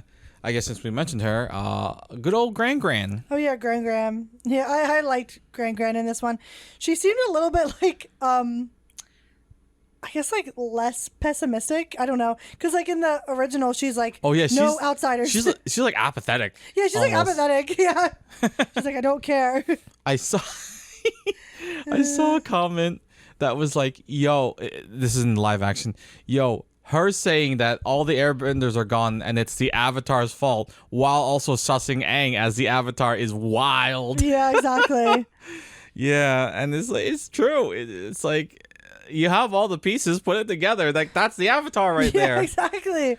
Like what the hell? But she obviously does that in the live action. It's just like yeah. And it's like Gran seems like a kind person in the live action, where like in the original, she just kind of seems like she's ready to like pass on. Like, you know what I mean? Like, she's like, it's my time. Like, that's how it feels. Where Reminds me of a TikTok audio that I heard recently where it's someone doing a Trump impression, and all the audio is like, "Excuse me, I need your help. I need you to kill me." Have you heard that audio? wow, yeah. Oh my god. It's oh man. But yeah. I also like the inclusion with Gran, the waterbending scroll. I thought that was cool. Yeah. I thought that was that's nice. another big difference. Yeah, that one was I get why they did that. That wasn't like a deal breaker. That wasn't a deal breaker. I think that was actually kind of nice because it was like a nice gesture. Yeah. Like Gran was like, hey, like, I know you're going to need this. Like, you know, I want you to have this piece of our culture. Like, I think that was very sweet. Yeah. I was disappointed though because that could have been like a direct link, you know, to like the Northern Water Tribe. You know, yeah. like I really thought could've. that's how they were gonna kind of tie that together, but they just didn't go there. Oh, that's sad. Missed opportunity. Yeah, missed opportunity for sure. Unfortunate.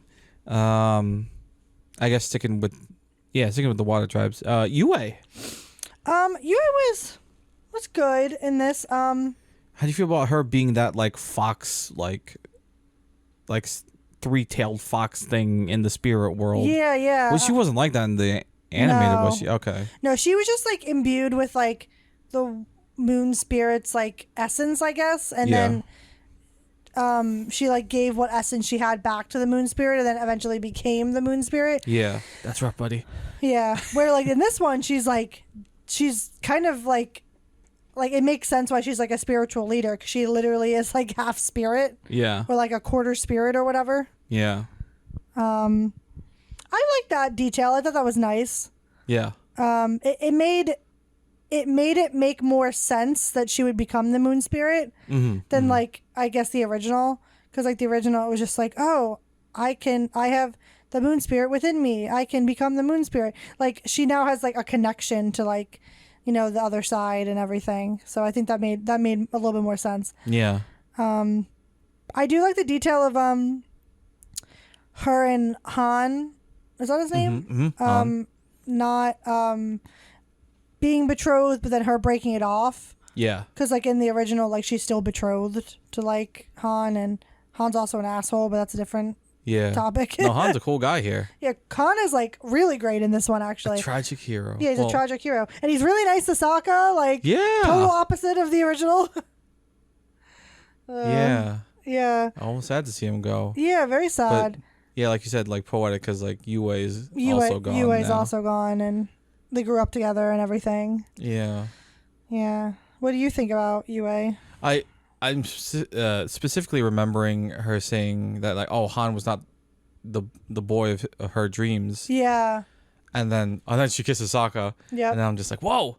And then like upon like further reflection of that, yeah, Sokka literally, because she said that she's able to go in the spirit world when she dreams, and that's when we see her as a fox, the three-tailed fox coming to Sokka, and so Sokka literally is the boy of her dreams. Yeah, and I told you this before, but I think that like that they're going to lean into that heavily in the next like seasons to come. That like Yue and Sokka might quite literally be talking to one another like through each other's dreams. And like Yue does come to Sokka like in the original, but in this one, I think it will literally be her. Like, yeah, I think that's going to be a really interesting way. I really hope they explore that a little bit more. Yeah, could be very interesting. I definitely might get flack for this, and you know, I welcome it, but like, this is no offense to the actress who portrays her in the live action adaptation. Solely just looks wise, I think I may like the actress who portrayed her in the M. Night Shyamalan movie a little better. Both very pretty actresses, don't get me wrong, but I don't know. She had blue eyes at least in M. Night Shyamalan's version. Yeah, true. Whereas here, I don't think she had blue eyes. I think I don't They were just straight remember. black, or I guess dark brown. Dark brown. I feel like that's a little weird considering like everyone Yeah. in the water tribe pretty much has blue eyes. Yeah. But yeah, I don't know. Maybe Yeah. more realistic because Yeah. the water tribe is kind of based on like Native Americans Native American, or just like Alaskan. I think so. Yeah. Uh, Yeah, just kind of like yeah, just like native peoples Right. in general. right. So, yeah, that's rough, buddy. Yeah. So fun. How about Hakoda? We didn't see much of Hakoda, Yeah, we saw him for but a scene. yeah, he was fine. He looked exactly like he does in the animated version. Cool. Yeah. And I'm not entirely sure how to pronounce her name. Kaya? Kaya, yeah. Kaya is Katara and Sokka's mom. Yeah. Kaya. What do you think of her? I liked her. Yeah, I thought she like really realistically looked like what Kaya from the show would look like, Yeah. which I think was really cool. Like it was just very similar and yeah, she just seemed like just like what you would expect Katara's mom to be like, you know. Yeah. Katara and Sokka's mom to be like just kind and like just very like motherly and like loving. Yeah, and it again, it's crazy that like we see a little bit of her death, Yeah. and like we see it through little Katara's eyes. Yeah. We also see it much sooner than we did in the original, Yeah. and that is How do you feel about that? I like that actually. Really? Okay. Yeah, because I feel like it informs so much of who Katara is, Yeah. and that like she, even so much to the point where like she uses it, to like help her bending or like to hinder her bending. Yeah. You know, and I think that that's like a particularly impactful like situation because it kind of just shows that, you know, you carry your trauma around with you. Like it never really leaves you. It's always there, but you can like work through it. Yeah. And I think that is that's a really big trauma, especially for like how young she was when it happened. Oh yeah. She was like what, probably like 5 or 6 or something, 7. Yeah, like, and so young. yeah, that just brings in the theme that you had talked about. One of the many themes that the Avatar world does great is growing up at a very early age, very young age. And Yeah, because Aang had to do that, Sokka had to do that, Katara Yeah. had to do that, Zuko, like everyone basically. Yeah. Yeah. Like, it's just like, and everyone has like traumas, like different kind of traumas, but still trauma nonetheless. Yeah. Yeah, but yeah, Kaya was great. Yeah. Glad we got to, she had her moment. We got to see her. Yeah. King Boomy. Oh, Boomy was like great in terms of how he looked, Uh-huh. but like just it was so weird. Like that whole fucking episode, he was like doing weird tests and shit, like on like Aang, like, and like I don't know. It was just Did he have that sort of like, I don't know what you would call it in the live action. He's almost angry at Aang.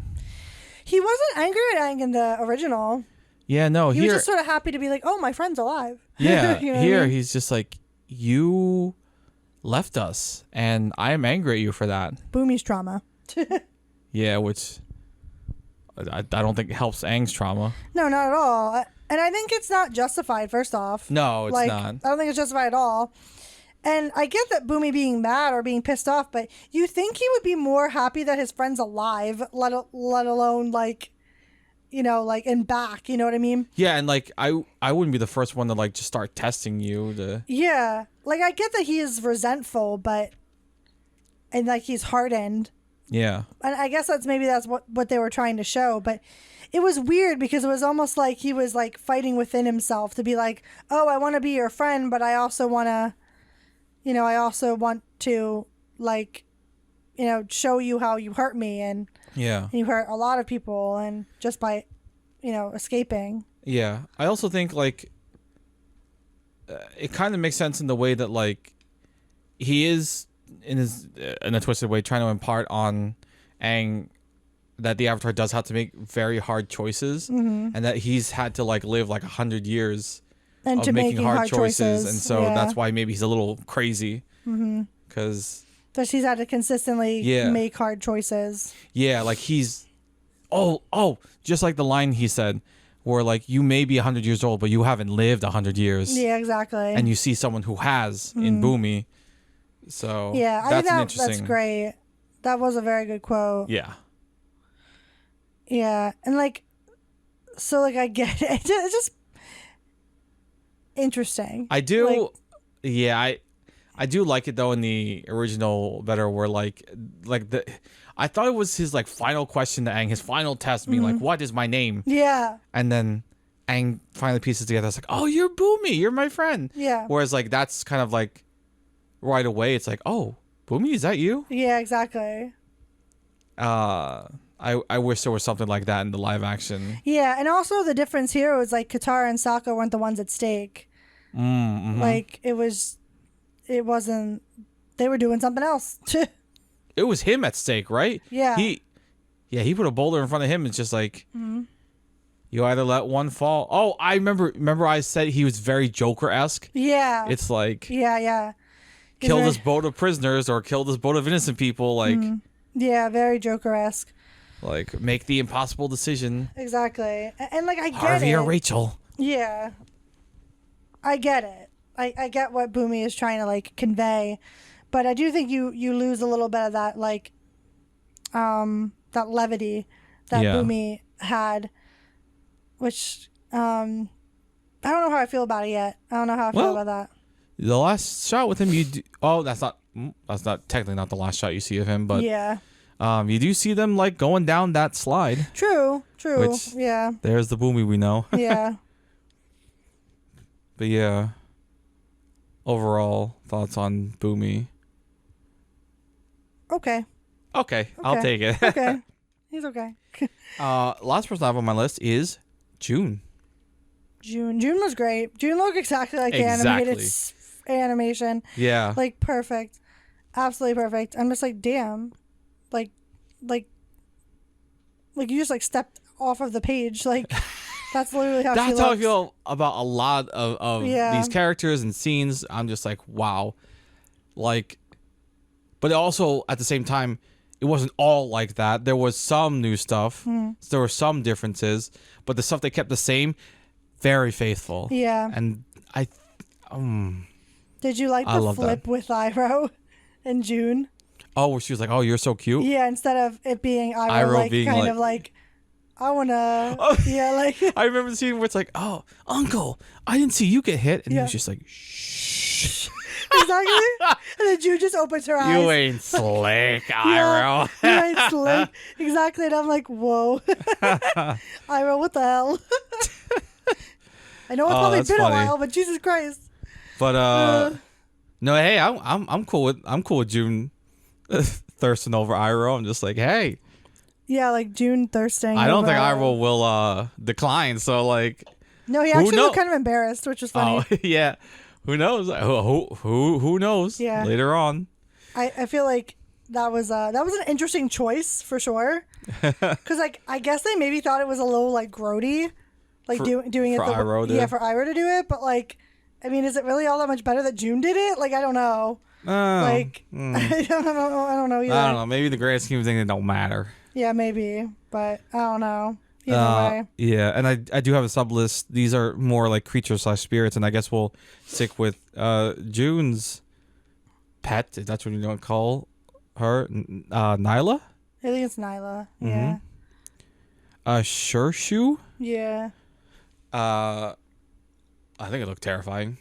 Yeah, she also looked terrifying in the show. Yep, I would not want to get licked by that thing. Yeah, no. Hell no. The name's cool though. Yeah. Yeah, Nyla's cool. What do you think of Appa? Appa looks cute. Appa and Momo, I should say. They both look good. I thought they both looked good. Yeah. I was worried that like a lot of people might if you remember, I think it was Detective Pikachu, Mm. where like people saw the Pokemon and like they look like them, but like you saw that they were kind of like furry, and like, I feel like I saw a lot of like backlash on that. We're like, why are they a little furry? This is weird looking or whatnot, and I'm just like, but that's But they're how animals. they would look. Yeah, like that. And that's how I feel about Appa and Momo. I'm just like, Yeah. sure, it might be weird seeing them in this 3D realistic, Hyper realistic kind of setting. live action Yeah. setting, but I got over it. I thought they looked cute. They look cute too. They I mean, acted like themselves. yeah, I think Momo looked good. Appa looked good. Oh, let's talk about Momo. He had a hero moment. Yeah, he did. That was weird. And he almost died. That didn't happen in the animated, right? No, definitely didn't. Oh my god! Like, oh damn. I almost forgot about that because it was so like almost unnecessary. I was just like, okay. Well, it was kind of the introduction to like that sacred area. Yeah, they could have done something else. And but Yue like took Momo there to like maybe get healed, and maybe that leads to them getting the idea of like, oh, I will become the Moo. yeah, but I mean, like they could have done it just like how they did in the original. Like, it would have Well, been you could say fine. that about everything. Exactly. That part I just didn't think was necessary. I was just like, I guess maybe like they were trying to be like, oh, Momo and Sokka have a bond or whatever. Like, I guess that's what they were trying to show. But like, Sokka actually cares about Momo. But I don't know. I didn't love that scene, but whatever. You didn't love that Momo's a hero? No, I mean it's great that Momo was a hero. I just didn't think it was like it. Momo serves a purpose. He saved someone. Momo just serves a purpose by being Momo. Okay, That's that's fine. true. What do you think of the Badger Moles? Badger moles were good. They were fine. They were just normal. What I expected from badger moles. What do you think of Wan Shi Tong? That was weird. I didn't like Wan Shi Tong there. Don't we first see him in the library? Yeah, in the library. Yeah, here he's just like on the side of the road. Yeah, which was like, what the fuck?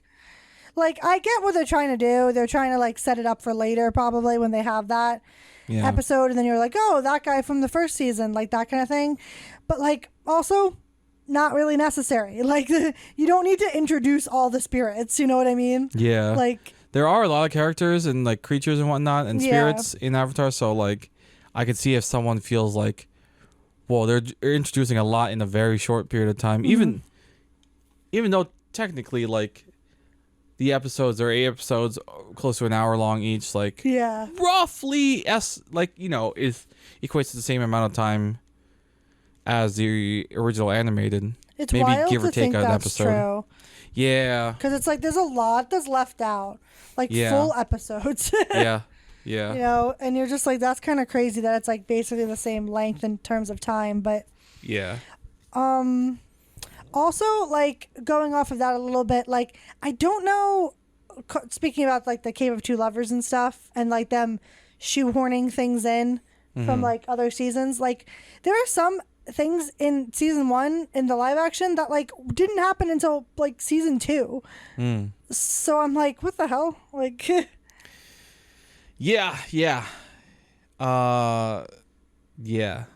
Again, like I don't know, creative differences, like them wanting to try maybe something new. I don't know. Yeah.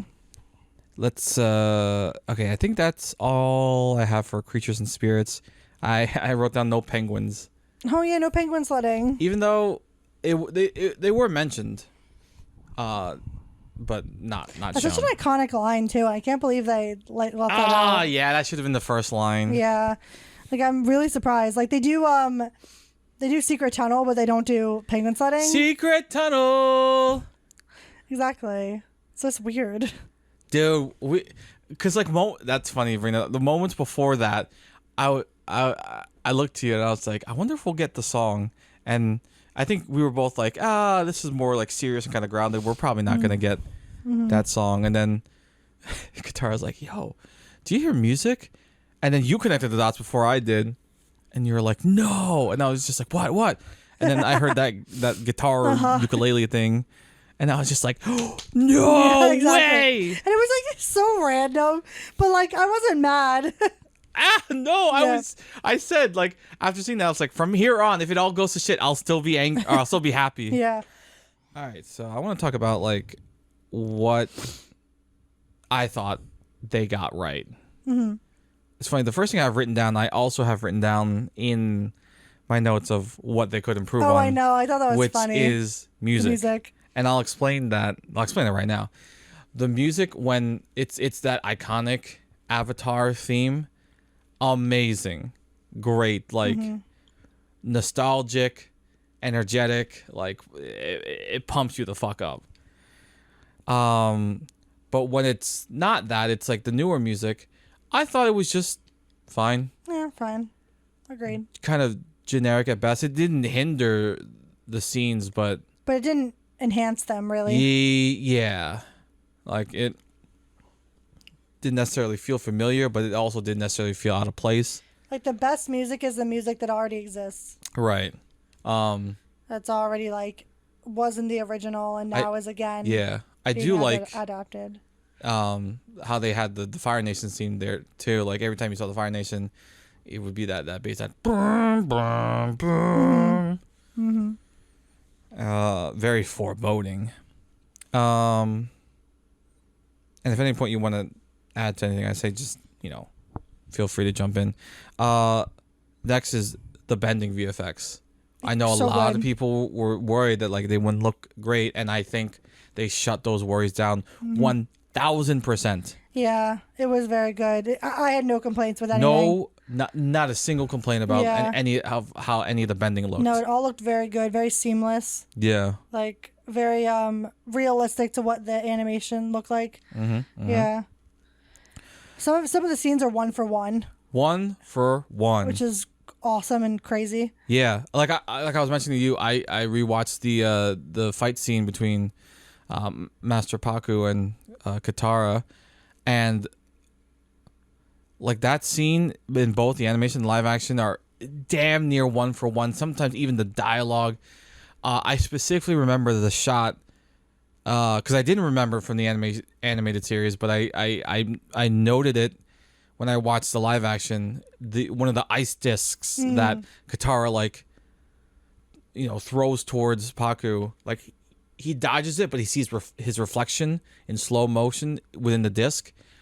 I didn't realize that also was pulled straight from the animated series. Like that shot is in there. Yep. So I'm just like, oh my God, this is damn near 1-for-1. You can't say that they didn't watch the show. Exactly. Yeah, that's something that's undeniable. They absolutely watched the show. They did the research for sure. Yep. Yeah.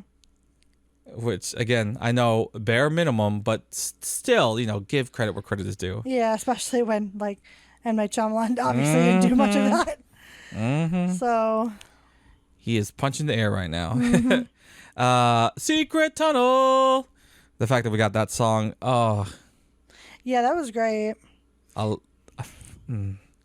Made my heart so happy. Yeah, that was. I did not think we were gonna get that. I didn't think we were gonna get that because it was not in this season, but also just in general, like I wasn't sure about it. Yeah. But I'm glad it happened regardless. Yeah. Yeah. Just overall across the board, costuming and makeup. Very good. And obviously hairs with that too. Amazing. Great. Yeah. I don't have really any complaints about anybody. I'm just thinking this off the top of my head now. What do you think of Aang's tattoos? I like them. I like that they did a bit of a mix of what the animation was and then what M. Night Shyamalan did. Yeah. I honestly even what M. Night Shyamalan did, I didn't really mind that. And maybe this, I don't know if this is what they're going for, but maybe it's like a nice little nod to okay, some things you did were right. Yeah, this small little detail we will include, and I don't know, it just combines everything together. Which again, I didn't mind that there were his markings, that his tattoo had markings on it. But I think this is the best of both worlds, where you have the straight blue line and then it's detailed. Yeah, it's detailed. It's subtle. Subtle, yeah. Subtle details. Yeah. My cabbages! We waited a while to get that too. Yeah, they teased it. They're just did. we're gonna We're gonna hold it in front of your face, but no, not yet, Not yet. yet. Yeah, no, that was good. That was good. And fun fact, if you don't know, the guy who plays the Mike Cabbages guy is the Mike Cabbages guy. Yeah. He is the original voice actor who did it back in 2005. It's kind of amazing. Like, That is an amazing time. That nod is kind of wild. That I they know. Did that. And something on a similar vein, like I was kind of going crazy. I was in my Dululu moments, and I could have sworn one of the firebenders looked like Dante Bosco. Oh yeah, I was remember like, that. If he's in here as a firebender, that is a great fucking Honestly, cameo. that wouldn't even surprise me. I mean, the door's still open. You could still do it. It's not too late. Right? Imagine if he played like Zhao or something. Like he played like a somewhat big character. Whoa. Like that would have been wild. Or he played Ozai or something. Like that would have been interesting. Damn. Yeah. Oh man, that would be cool. Yeah, it would be cool. They have to do something with his voice, because once he starts speaking, you're just like, oh, that's Zuko right there. Yeah, Zuko. And then the last thing I have is casting. Mm-hmm. And I specifically have it in terms of like race as well, because one of the big criticisms with M. Night Shyamalan's movie was like it was very whitewashed. And here, I think they're really respecting like the cultures and races that kind of represent the bending nations. Yeah, as much as possible. Yeah, because obviously it's like still fiction, right? But like there were like real life influences that that did kind of inspire what the nations are, and like Tibetan monks inspired the airbenders and things, and so like obviously like Inuit people like inspired like the water tribe, and so like there were definitely like inspirations. I think they made it as they were really good with like the portrayal, I think. But I think all mostly Asian, Native American. Yeah. Damn, I don't know if I saw a single white person. I'm trying to think. I'm just like, yeah, I'm trying to think. I don't know. All Asians. So Jersey is great. They need some more representation. Yeah. Come on now. Things I could improve on. I already talked about music. I already talked about Ty Lee and May, how they got kind of shoehorned in there. Yeah, it seems shoehorned and are kind of caricatures of themselves, or like cosplaying themselves. They don't really make much sense. Katang. Yeah. Let's talk about them and how like. I'm worried. Yeah, you're worried. They're not really setting them. We haven't seen too much of them setting up to have any like romantic relationship later on. Yeah, and I will say like that season 1 is very light on that anyway, but like they do have like moments of that. Yeah, Aang first laying his eyes on Katara.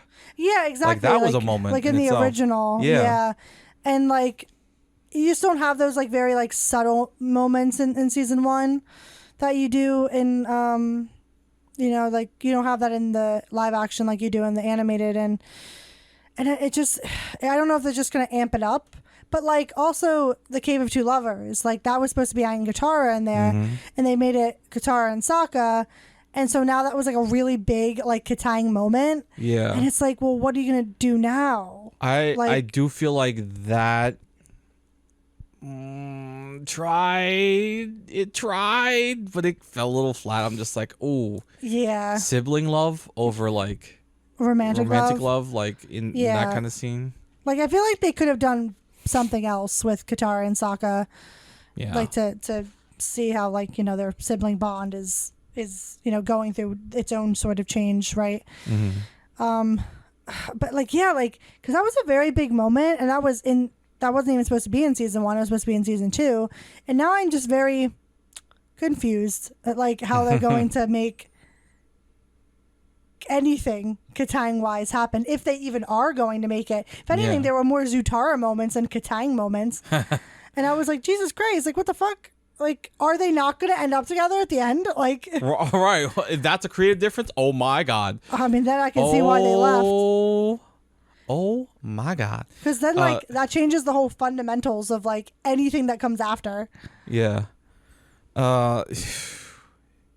Yeah, and speaking of, like, Zutara, like, that moment where they're it's like Zuko versus Katara, and like the building kind of collapses. I don't know why. Like I said it to you, I was like, I felt like Zuko was gonna try to like grab her out of the rubble and like save her, and that was gonna be like a little nod to like a Zutara moment, but didn't happen. Didn't happen. Which maybe for the best. I don't know. Yeah, maybe for the best.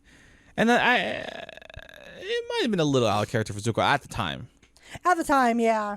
I think at the time it would have been pretty out of character. Yeah. Like why the change of heart so soon? So soon, yeah, exactly. And it's like, I think it could have still worked because like ultimately I think like Zuko is a good person. Yeah, like maybe he'll struggle with it, be like, oh, I can't leave her here. Yeah, exactly. So maybe I'll just move the rubble away and then But but I don't know. Either way, like the Katang stuff does worry me. I'm very interested to see like where it goes in the next couple seasons. But like for there to be barely anything is a bit concerning. Yeah. There's really only that one scene of them like bending and like having, you know, a good relationship with one another. Oh yeah, they're like throwing water at each other. Like that was like cute, but it also wasn't overtly romantic either. No, it was just friends. Kind of friendly, fun. Like it wasn't. And like that's like half of what season 1 is in the original, and then like, but you still get more of like the. Yeah. At least on Aang's side, you get the obvious like, oh, I care about her, like I'm romantically interested in her, where like Katara is like obviously more like friend like level with Aang at that point, but still like you have like, you'll have like just like more subtler moments, and like those didn't really even exist. Yeah, no, we need those uncomfortably long, slow pan-in shots where like the eyes are lingering for a little too long, and you're like, what's going on? And it looks like they're leaning in towards each other for a kiss, and then something breaks them up. I can't help but wonder if like they just didn't do it because the person who plays Aang is very young. Oh. And the person who plays Katara is like 17. So. Oh. Yeah. I didn't realize that. There's a pretty big age difference. Yeah, it's a pretty big age difference. Maybe they're waiting till later to get into that. And like there are a few things that I will, and I'll get into this later too, that I can chalk up to. It can kind of work because the series is a little bit more grounded in reality, and what the reality is in this world is they're at war. Yeah. There's a war going on, and not much time for anything else, especially for an Avatar who is not prepared. So I can kind of forgive it for that reason. Let's talk about pacing and how the show is paced. What are your thoughts on it? I'm not big into how they pace the show. The first episode I was fine with. The second episode I thought was a little fast, but I wasn't too mad about it. And then once we hit the third episode with all those like plots shoehorned together, like the Mechanist and the Mbumi, that whole subplot, and then the whole thing with like Jet and the like the freedom fighters, and I'm like, what the hell? Why are there like 3 things going on in this hour-long episode? Like, there's so many things going on, and that was just like, that felt like you were just trying to shove too much shit into like an hour-long time slot, and I was just like, and as much as I like that they did those plot points, I feel like they just didn't do them justice, though. Like the whole thing, like it just didn't do them justice, and then the rest of it also simultaneously felt pretty quick, and I don't know why, but the original seems like a little bit, maybe because of they do have a little bit of more like side quests and things, so it makes it seem more like an adventure. Yeah, like you've spent more time. You've invested more time. Yeah, where like this feels like, oh, we gotta do this, we gotta do this, we gotta do this. Yeah. Like, it's very like, it's just very, like we're moving very quickly. Yeah. And like, I guess like, to what you said, it could be like because of like, oh, war does move very quickly. I think that, things could happen in an instant kind of thing. I don't know if that's the message that they're trying to convey, but I also feel like if it is, it's not coming across very well.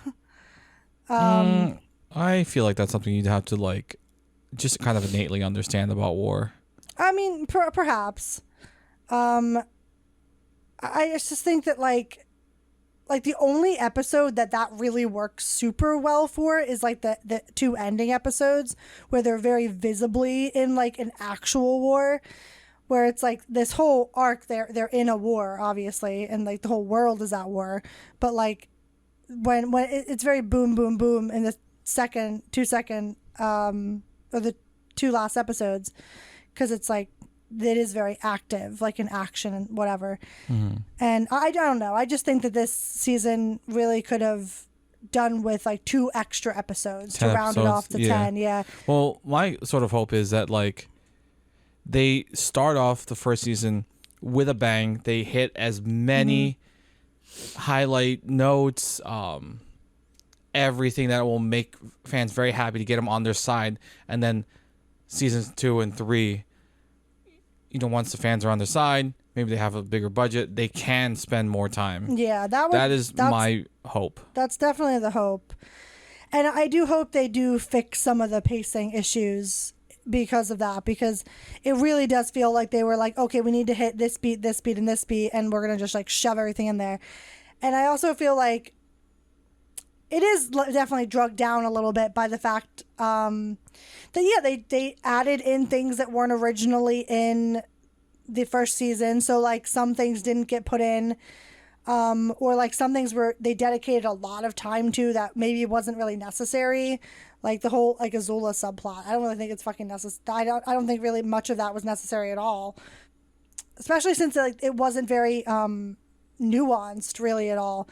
It was just like Azula being like, oh, I'm training, and I'm not doing well, and then man tightly comforting her, and it was just always that. It wasn't very like interesting to watch. Like that could have been one scene. It didn't have to be like 3 or 4 scenes. I don't know. I was like, that time could have been better spent, I feel.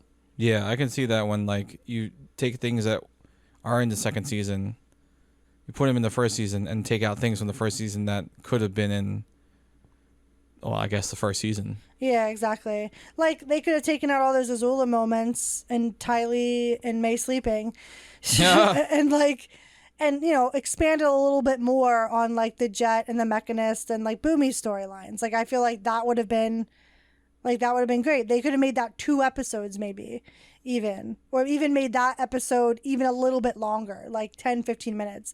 And I feel like that would have done wonders, you know, to make that a little bit better. But like it's yeah, it's okay.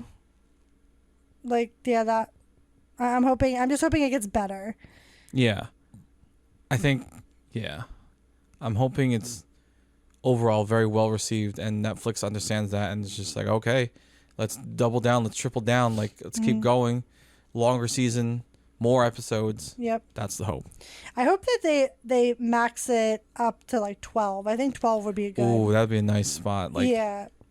8 might be a little too rushed. 10 is like good. 12 is like the greatest, the ideal. Exactly. And I feel like 10 makes sense too, though, given the fact of the matter that each season was about 21 episodes. So like it being 10 and then being about the same, I think makes sense. You know, makes sense in my mind. And here I have another section that's talking about the biggest differences / things that may have been cut.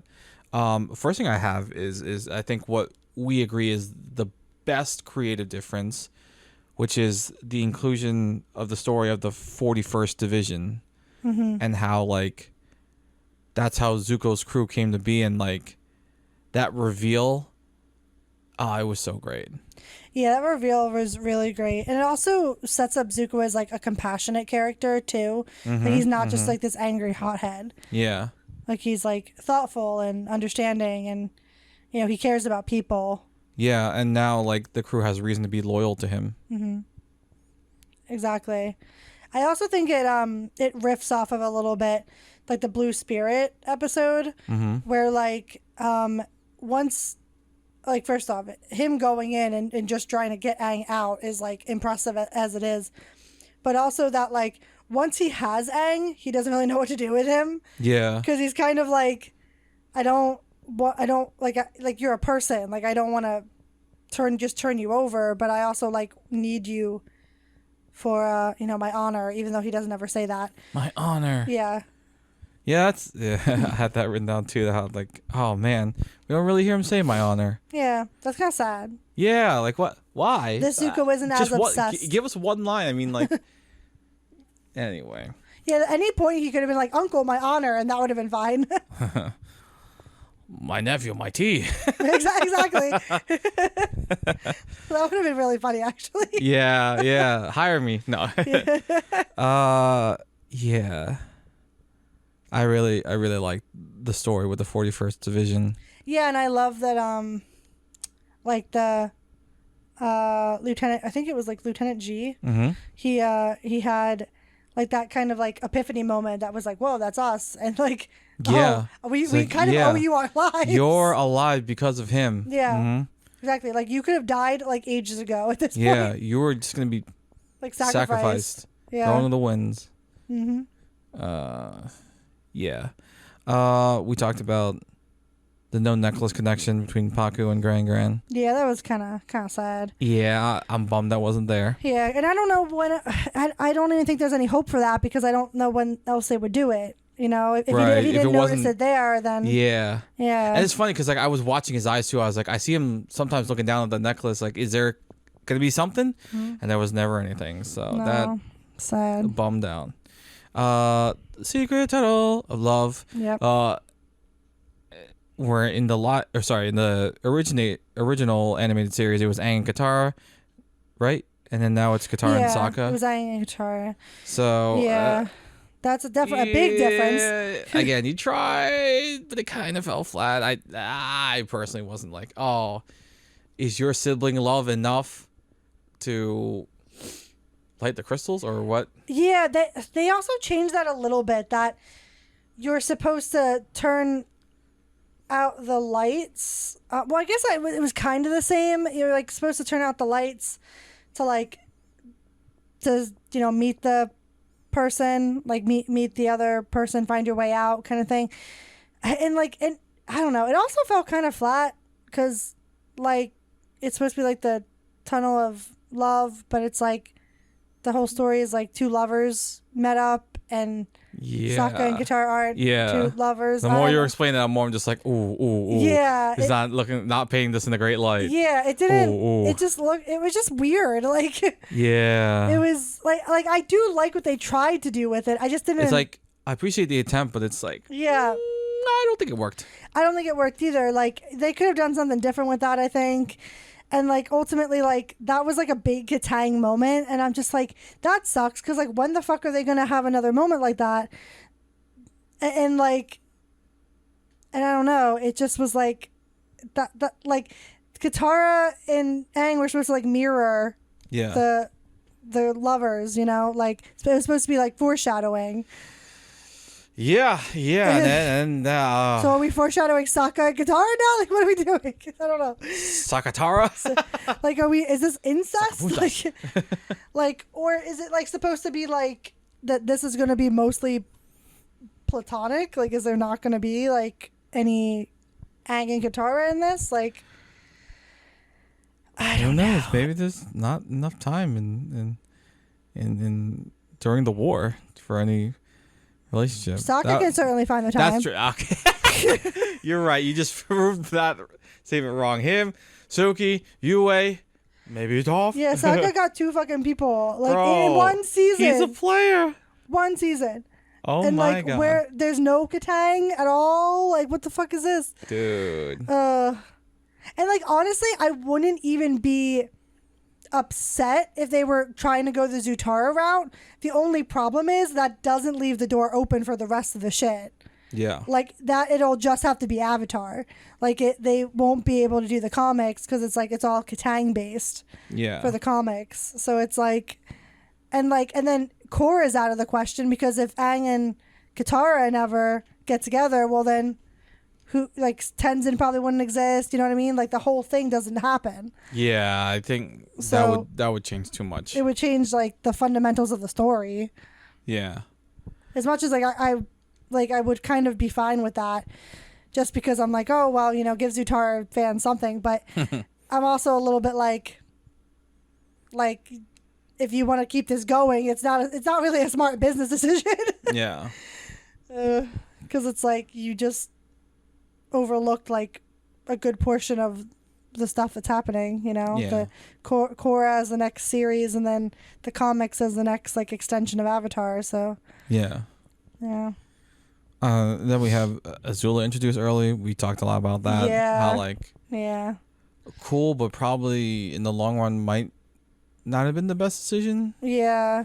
Even though like they did like use her more with Zhao. Mm-hmm. Her being the one to like supply him like information and like resources and that's just an overall arcing like grand scheme of pitting her against Zuko and Yeah, exactly. And like, but they didn't really do that in the original. They didn't need to do it in this. Yeah.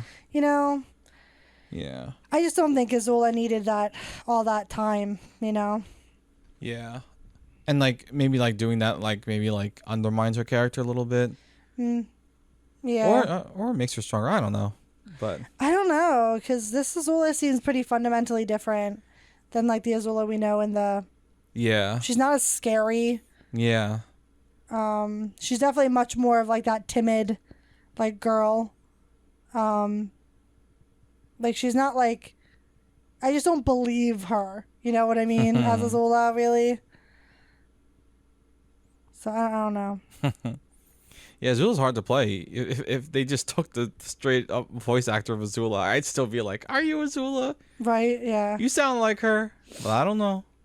Azula is hard to play. She has to be kind of like psychotic, like a little bit. Yeah. And like just like not like unfeeling a lot of the time, like very like calculated. She is hard. Yeah. Then I have written down it's darker. We actually see firebenders like kill people. Yeah. And yeah, we always kind of got that in the original, that obviously they're in a war, like killing's gonna naturally happen. But we see like, firebenders kill people. We see like at the end of the Siege of the North that like, there are people in the water tribe that do die.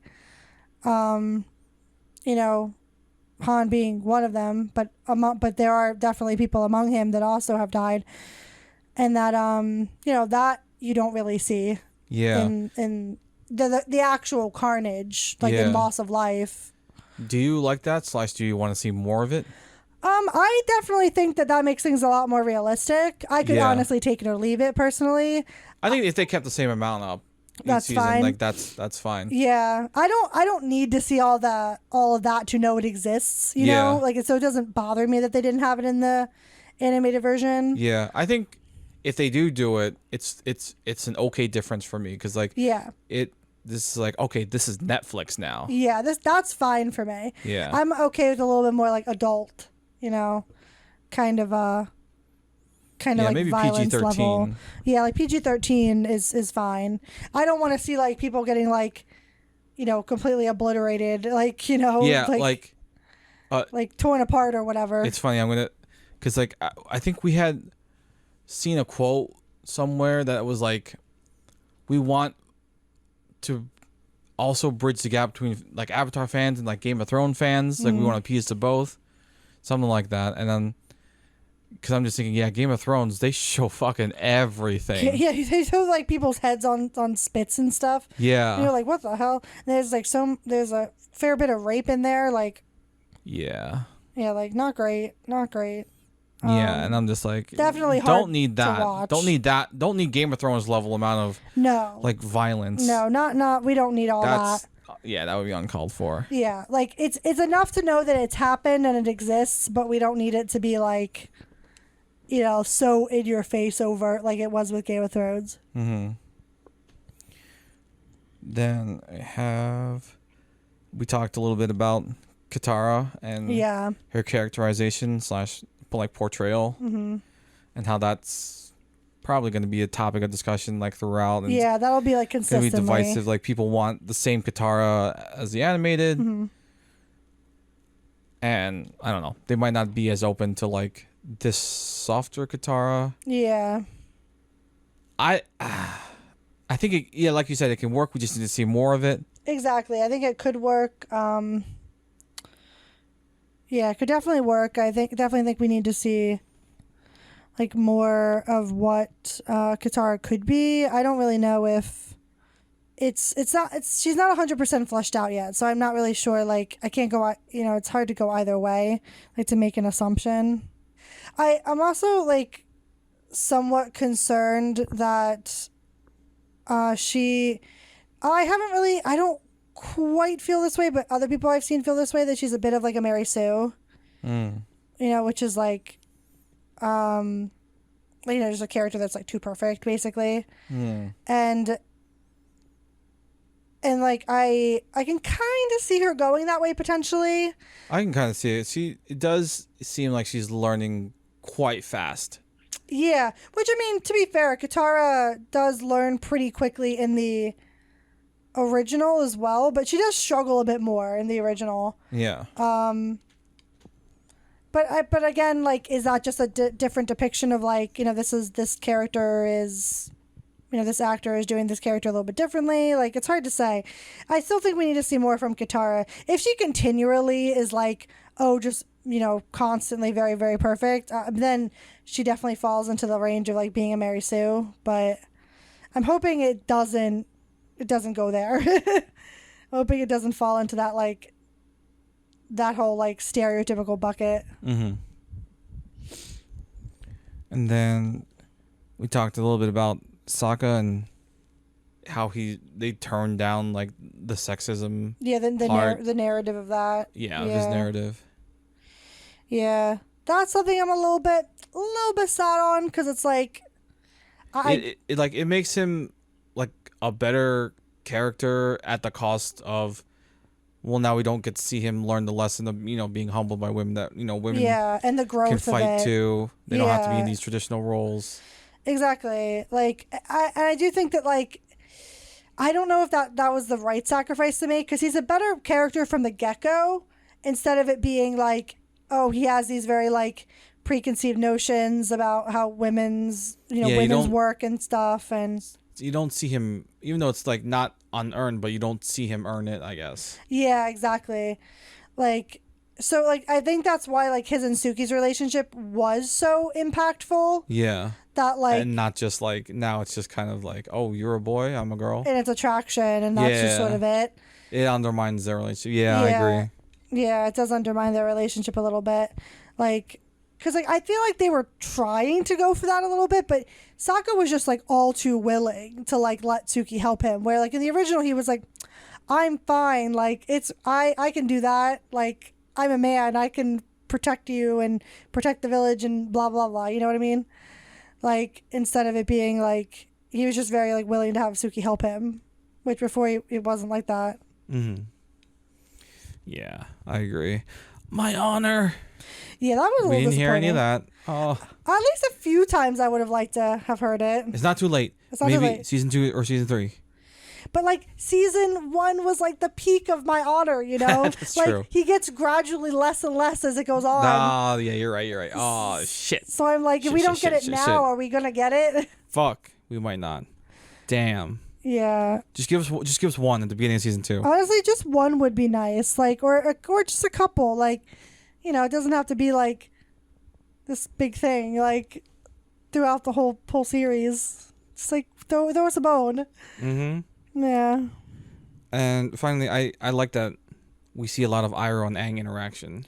I like that too, because like I think it kind of puts Iroh in more of like a neutral playing field, where like he doesn't really care about actually capturing Aang. Really, he's just doing it to support Zuko.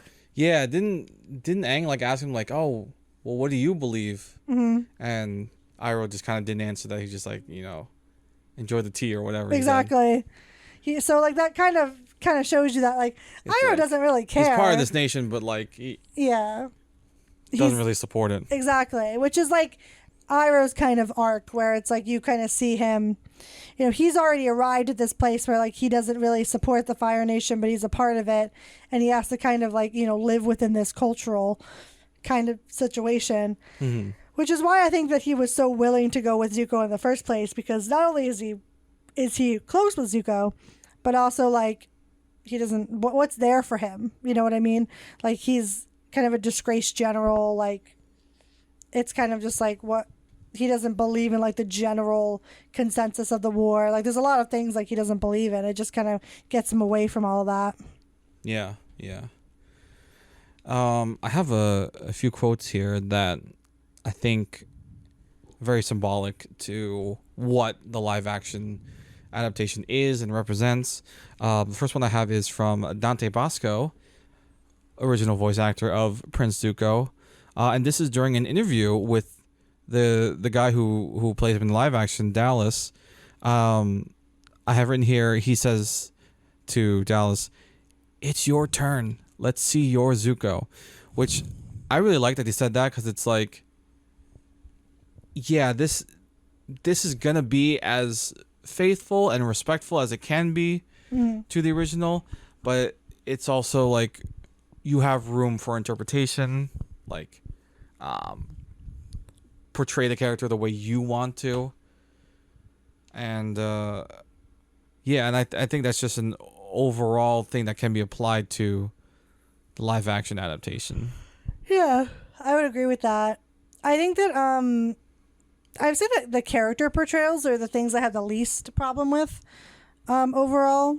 Like that really, like it doesn't bother me, like if an actor wants to make some like different, you know, make some things a little bit different, or there's like a few character differences, like that's fine for me.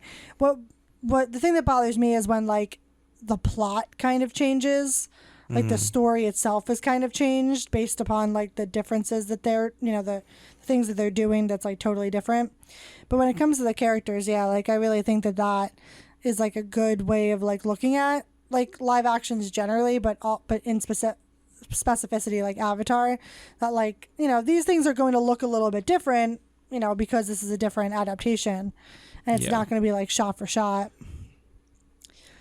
And also something Dallas said that I liked too was that like pretty much just that like if you're going to make a shot for shot remake, like why make it? And I know some people disagree with that, but like I don't know, I think that like there should be some differences, because like even if you might not like it, I do think that if you're going to make a shot for shot remake, that could just be kind of boring. Yeah. And then it's like, why even make it? Why just keep the original? You know what I mean? Like, what's the point? But I think that like if they're taking risks, and like sometimes it's going to work and sometimes it's not. Yeah, that's just the nature of risks. Yeah.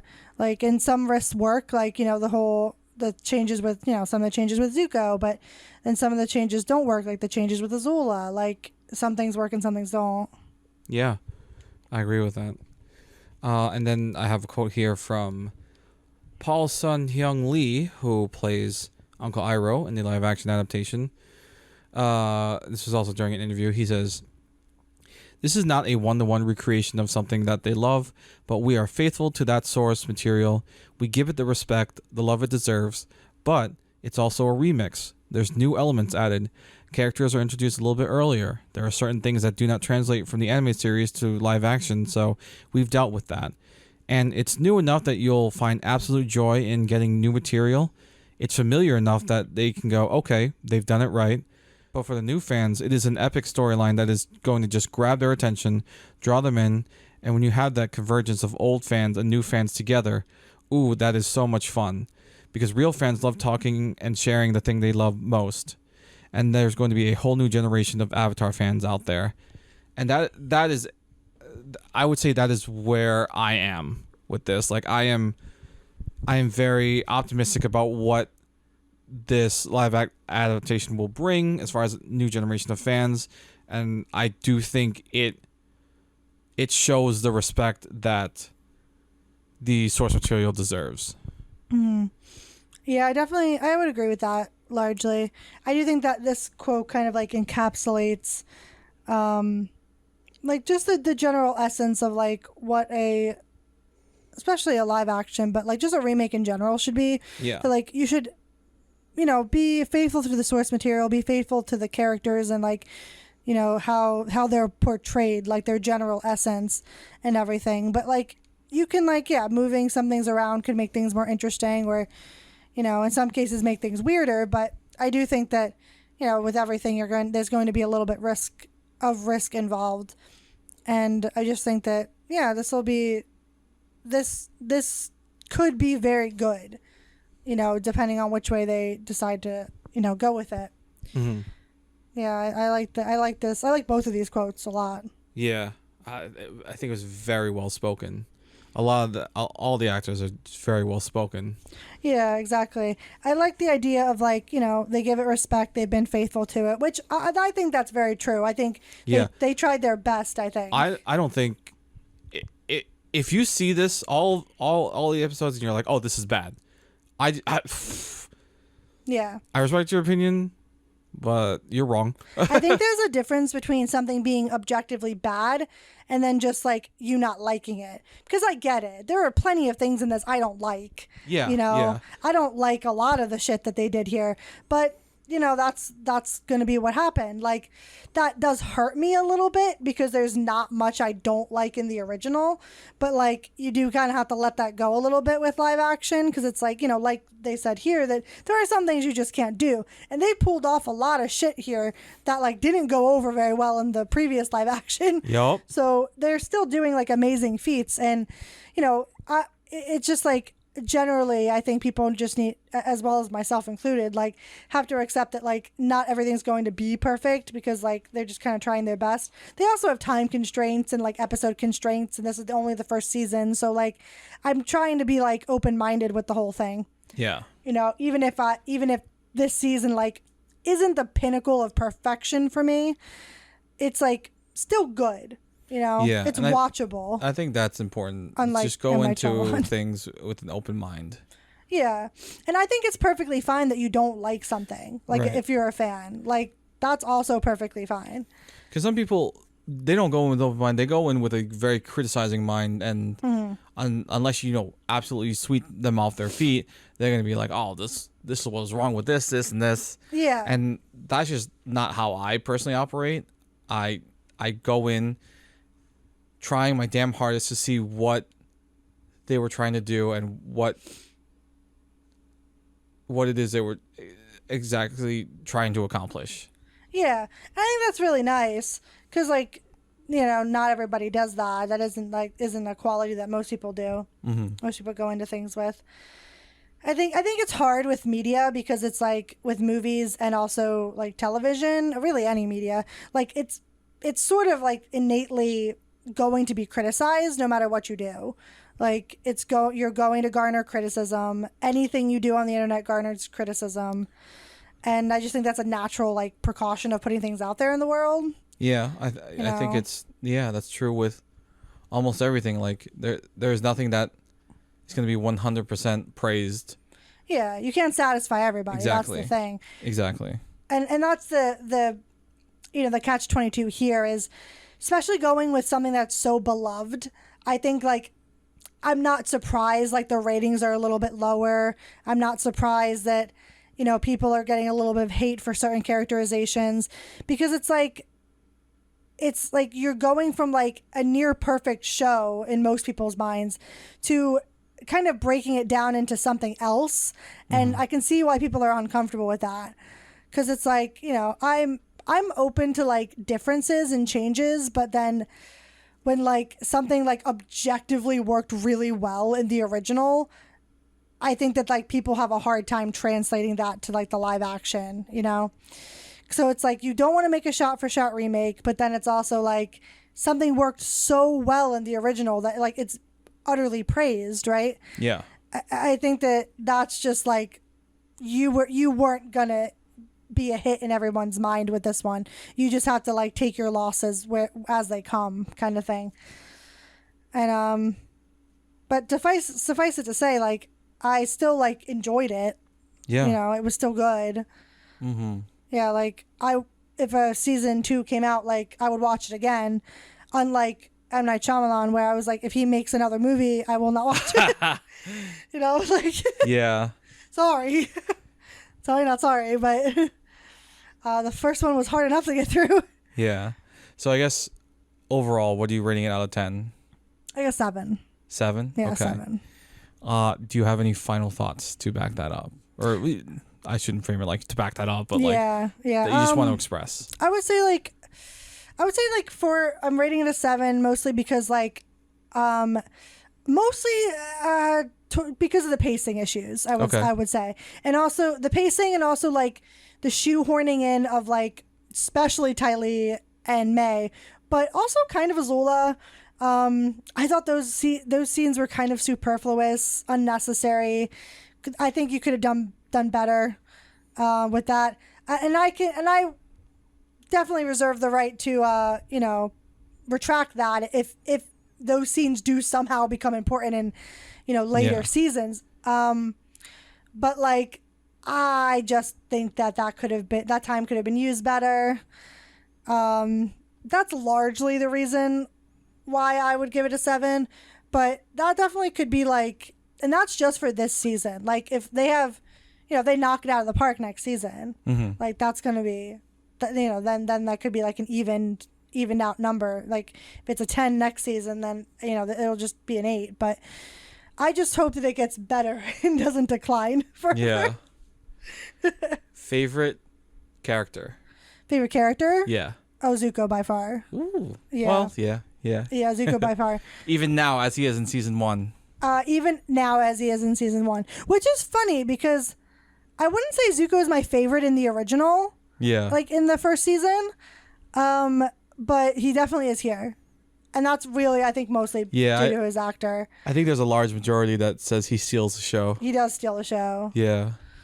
Yeah. And favorite moment? Favorite moment. Or favorite part? Probably when Iroh was explaining the whole like how like Zuko saved like the 41st Division. Like that was really great. Yeah. That scene was like probably the most for me at least the most memorable. Yeah, it was very memorable just cuz like that's not in the original, and if there's a change that like is made and it's like overall very well received, like you're going to remember that.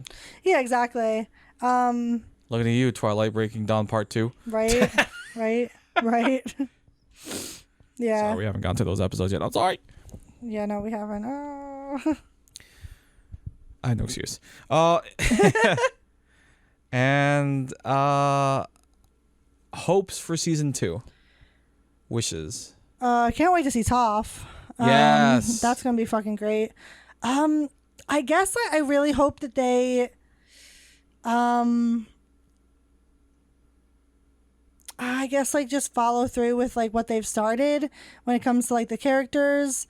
I would like them to stay a little bit more faithful to like the events of things in season 2.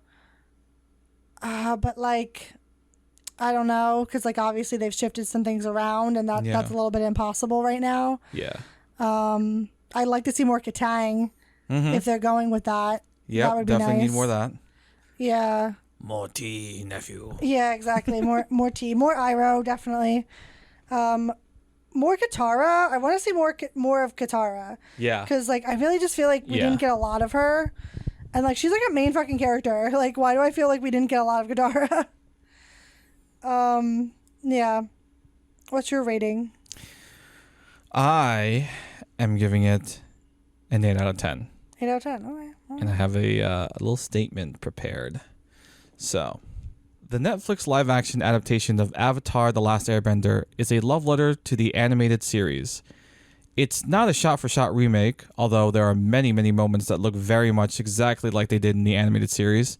But it's also not a 180-degree turn from the original that deviates so far that they can't even pronounce the characters' names correctly. It strikes a very good balance and, in my opinion, is the best live-action adaptation of any work I've seen ever. It's overwhelmingly apparent how much they tried to give the respect that the source material deserves, while also wanting to take risks, try some new things, and add on to the vast world of Avatar. It's not perfect, and even with the added time of it being a television series, things still had to be cut. But compared to other attempts, it is millions of miles ahead. It does feel very fan servicey, But to me, that's not a bad thing. If anything, I think it's what fans deserve after the kick in the balls we got the first time. So if you're a new fan going into this, I hope you enjoy it to the point that it makes you want to watch the original animated series. That is the true test of a live-action adaptation, in my opinion. To pay respects / expand upon / inspire you to seek out the source material. I'd say that's pretty good. Mic drop. Mic drop. Yeah, I'd say that encompasses it very, very well. Like, I do think this is a very good live action adaptation. And like you said, it's not perfect by any means, but it's definitely better than that other one. And and like like there's only a handful of things that I can think of that I enjoyed just as much, like live action wise. Yeah. Yeah, and like, and I think no matter what, unless it was like absolute shit, I was going to enjoy this. But like, and I think any, and that's the thing with me, like any criticism I have is really just because I want this to be good and I want to really like it. Yeah. And I also want this to like stand the test of time, like, you know, the animated version. Yeah. Unlike M. Night Shyamalan, which is like infamy, right? I didn't even stand the test of the theater. No, exactly. Like that's infamy. People remember that because it was so bad. Like that's not what you fucking want from a series, right? Yeah. Like that's what I want from this. Like I want this to be good because like I want this to be a solid thing that people can go to. And they want to like, you know, spend some time in the Avatar universe, you know? Like I don't want this to be a flop. You know, because it would suck if it was, right? It would suck if it was just one season and it was just a one-off and you never got to see the rest of it. Yeah. You know, and this has such great potential to be like an awesome adaptation and just an awesome all-around show, you know, because they can not only do the series, but then extend further into like the comics, then potentially even do Korra if they wanted to, because like that would be crazy. Korra's never gotten a live-action adaptation. That would be the first. That would be... very interesting. It would be very interesting, especially since like Korra is so divisive as it is. I think technically, we did it. Well, we did it. We had a live action Korra. Yeah, we did. That's a story for another time. That is a story for another time. We did make a short film. Yeah. Well, did we? Did I? We did. I tried. It exists. Yeah. It's just not public. It's not cut together. Really. I cut together a trailer and then I read through the script and that's what I put out because that was I bit off way more than I can chew. But you know what? Anyone can say this, that it's better than the M. Night Shyamalan shit. Yeah, true. Yeah. Big sigh. You tried. We did. You tried, and there was obviously more love and care put into that than M. Night Shyamalan. Anyway. Hey, at least I'd watched the show. You did watch the show. And you tried to pull from the source material, unlike I tried so hard. But it's like, anyway, enough shitting on that one. Yeah. It's like we know it's not good. Yeah. Exactly. It's the only thing to compare it to, though. It's the only other live action. Right. It's you can't help but compare it. Yeah, exactly. It's just gonna happen. So. Yeah, it's gonna happen naturally. But yeah, overall, I would say I'm satisfied. I'm not 100% happy with it. We can both agree it has potential. Yes, it 100% has potential. Yeah, and I'm definitely excited for the next seasons. I can't wait to see who they cast as Toph. Oh, man. I'm very excited. I really hope that Toph is, like, perfect because I'll be so sad if she's not. I saw this one, it was like a very, very short film, like proof of concept kind of deal where they had someone play Toph and they did the effects and everything and it looks great and Toph was sassy and whatnot and like people are like, yo, this should be Toph in the show. I'll have to show it to you after I would this. love that. Oh my god. Yeah. She needs to be like sassy. She needs to be like, but still have like a heart, you know, like I can't wait. She's literally my favorite character in the entire fucking show. Oh, so that's a lot of pressure. It's a lot of pressure. Oh shit. So I'm like, damn, this better be good. They did Zuko right, so I'm hoping. Zuko's like my second favorite. So yeah. So like, it's always like in between. It's like Zuko and Iroh. Yeah. Yeah. Yeah. Well, that is the end of everything I have. Lex, any final thoughts? Oh, did you say who your favorite character was? Oh, I guess I did not. Oh, that's a great question. I might be a vanilla answer, but like the story starts with Aang, and I just appreciate how they nailed him. Like I'm looking at him and I'm just like, yep, that is Aang. Yeah. That is Aang right there. Yeah, true. Yeah. So, there's a lot of contenders that are right on the tail of Aang. Yeah. Is that true for the animated version too? Oh, I don't know. That might be a longer question to have to ponder. Wait, are we just talking in the scope of Last Airbender? Yeah, just Last Airbender. Because you know what I'm going to say. You let me go into core territory. It's Avatar 1, baby. No, yeah, just Avatar, like not Korra. Damn. I love Zuko's story. I like Aang as I love Aang as a character. I was just wondering. It might be Iroh. It might be Iroh. Yeah, I just wanted to know if it lined up like the same. You know? Because like I get it. Yeah. Like it might not. Because mine doesn't really. Yeah. Because I would say Iroh is my favorite at least in the first season, like the original. But like Zuko's definitely my favorite here. Iroh's a little bit lower on the list in the live action because he just doesn't quite do it for me. I'm holding out for Iroh a little bit on in the next seasons. He's not bad, but he's not meeting my expectations per se. Yeah.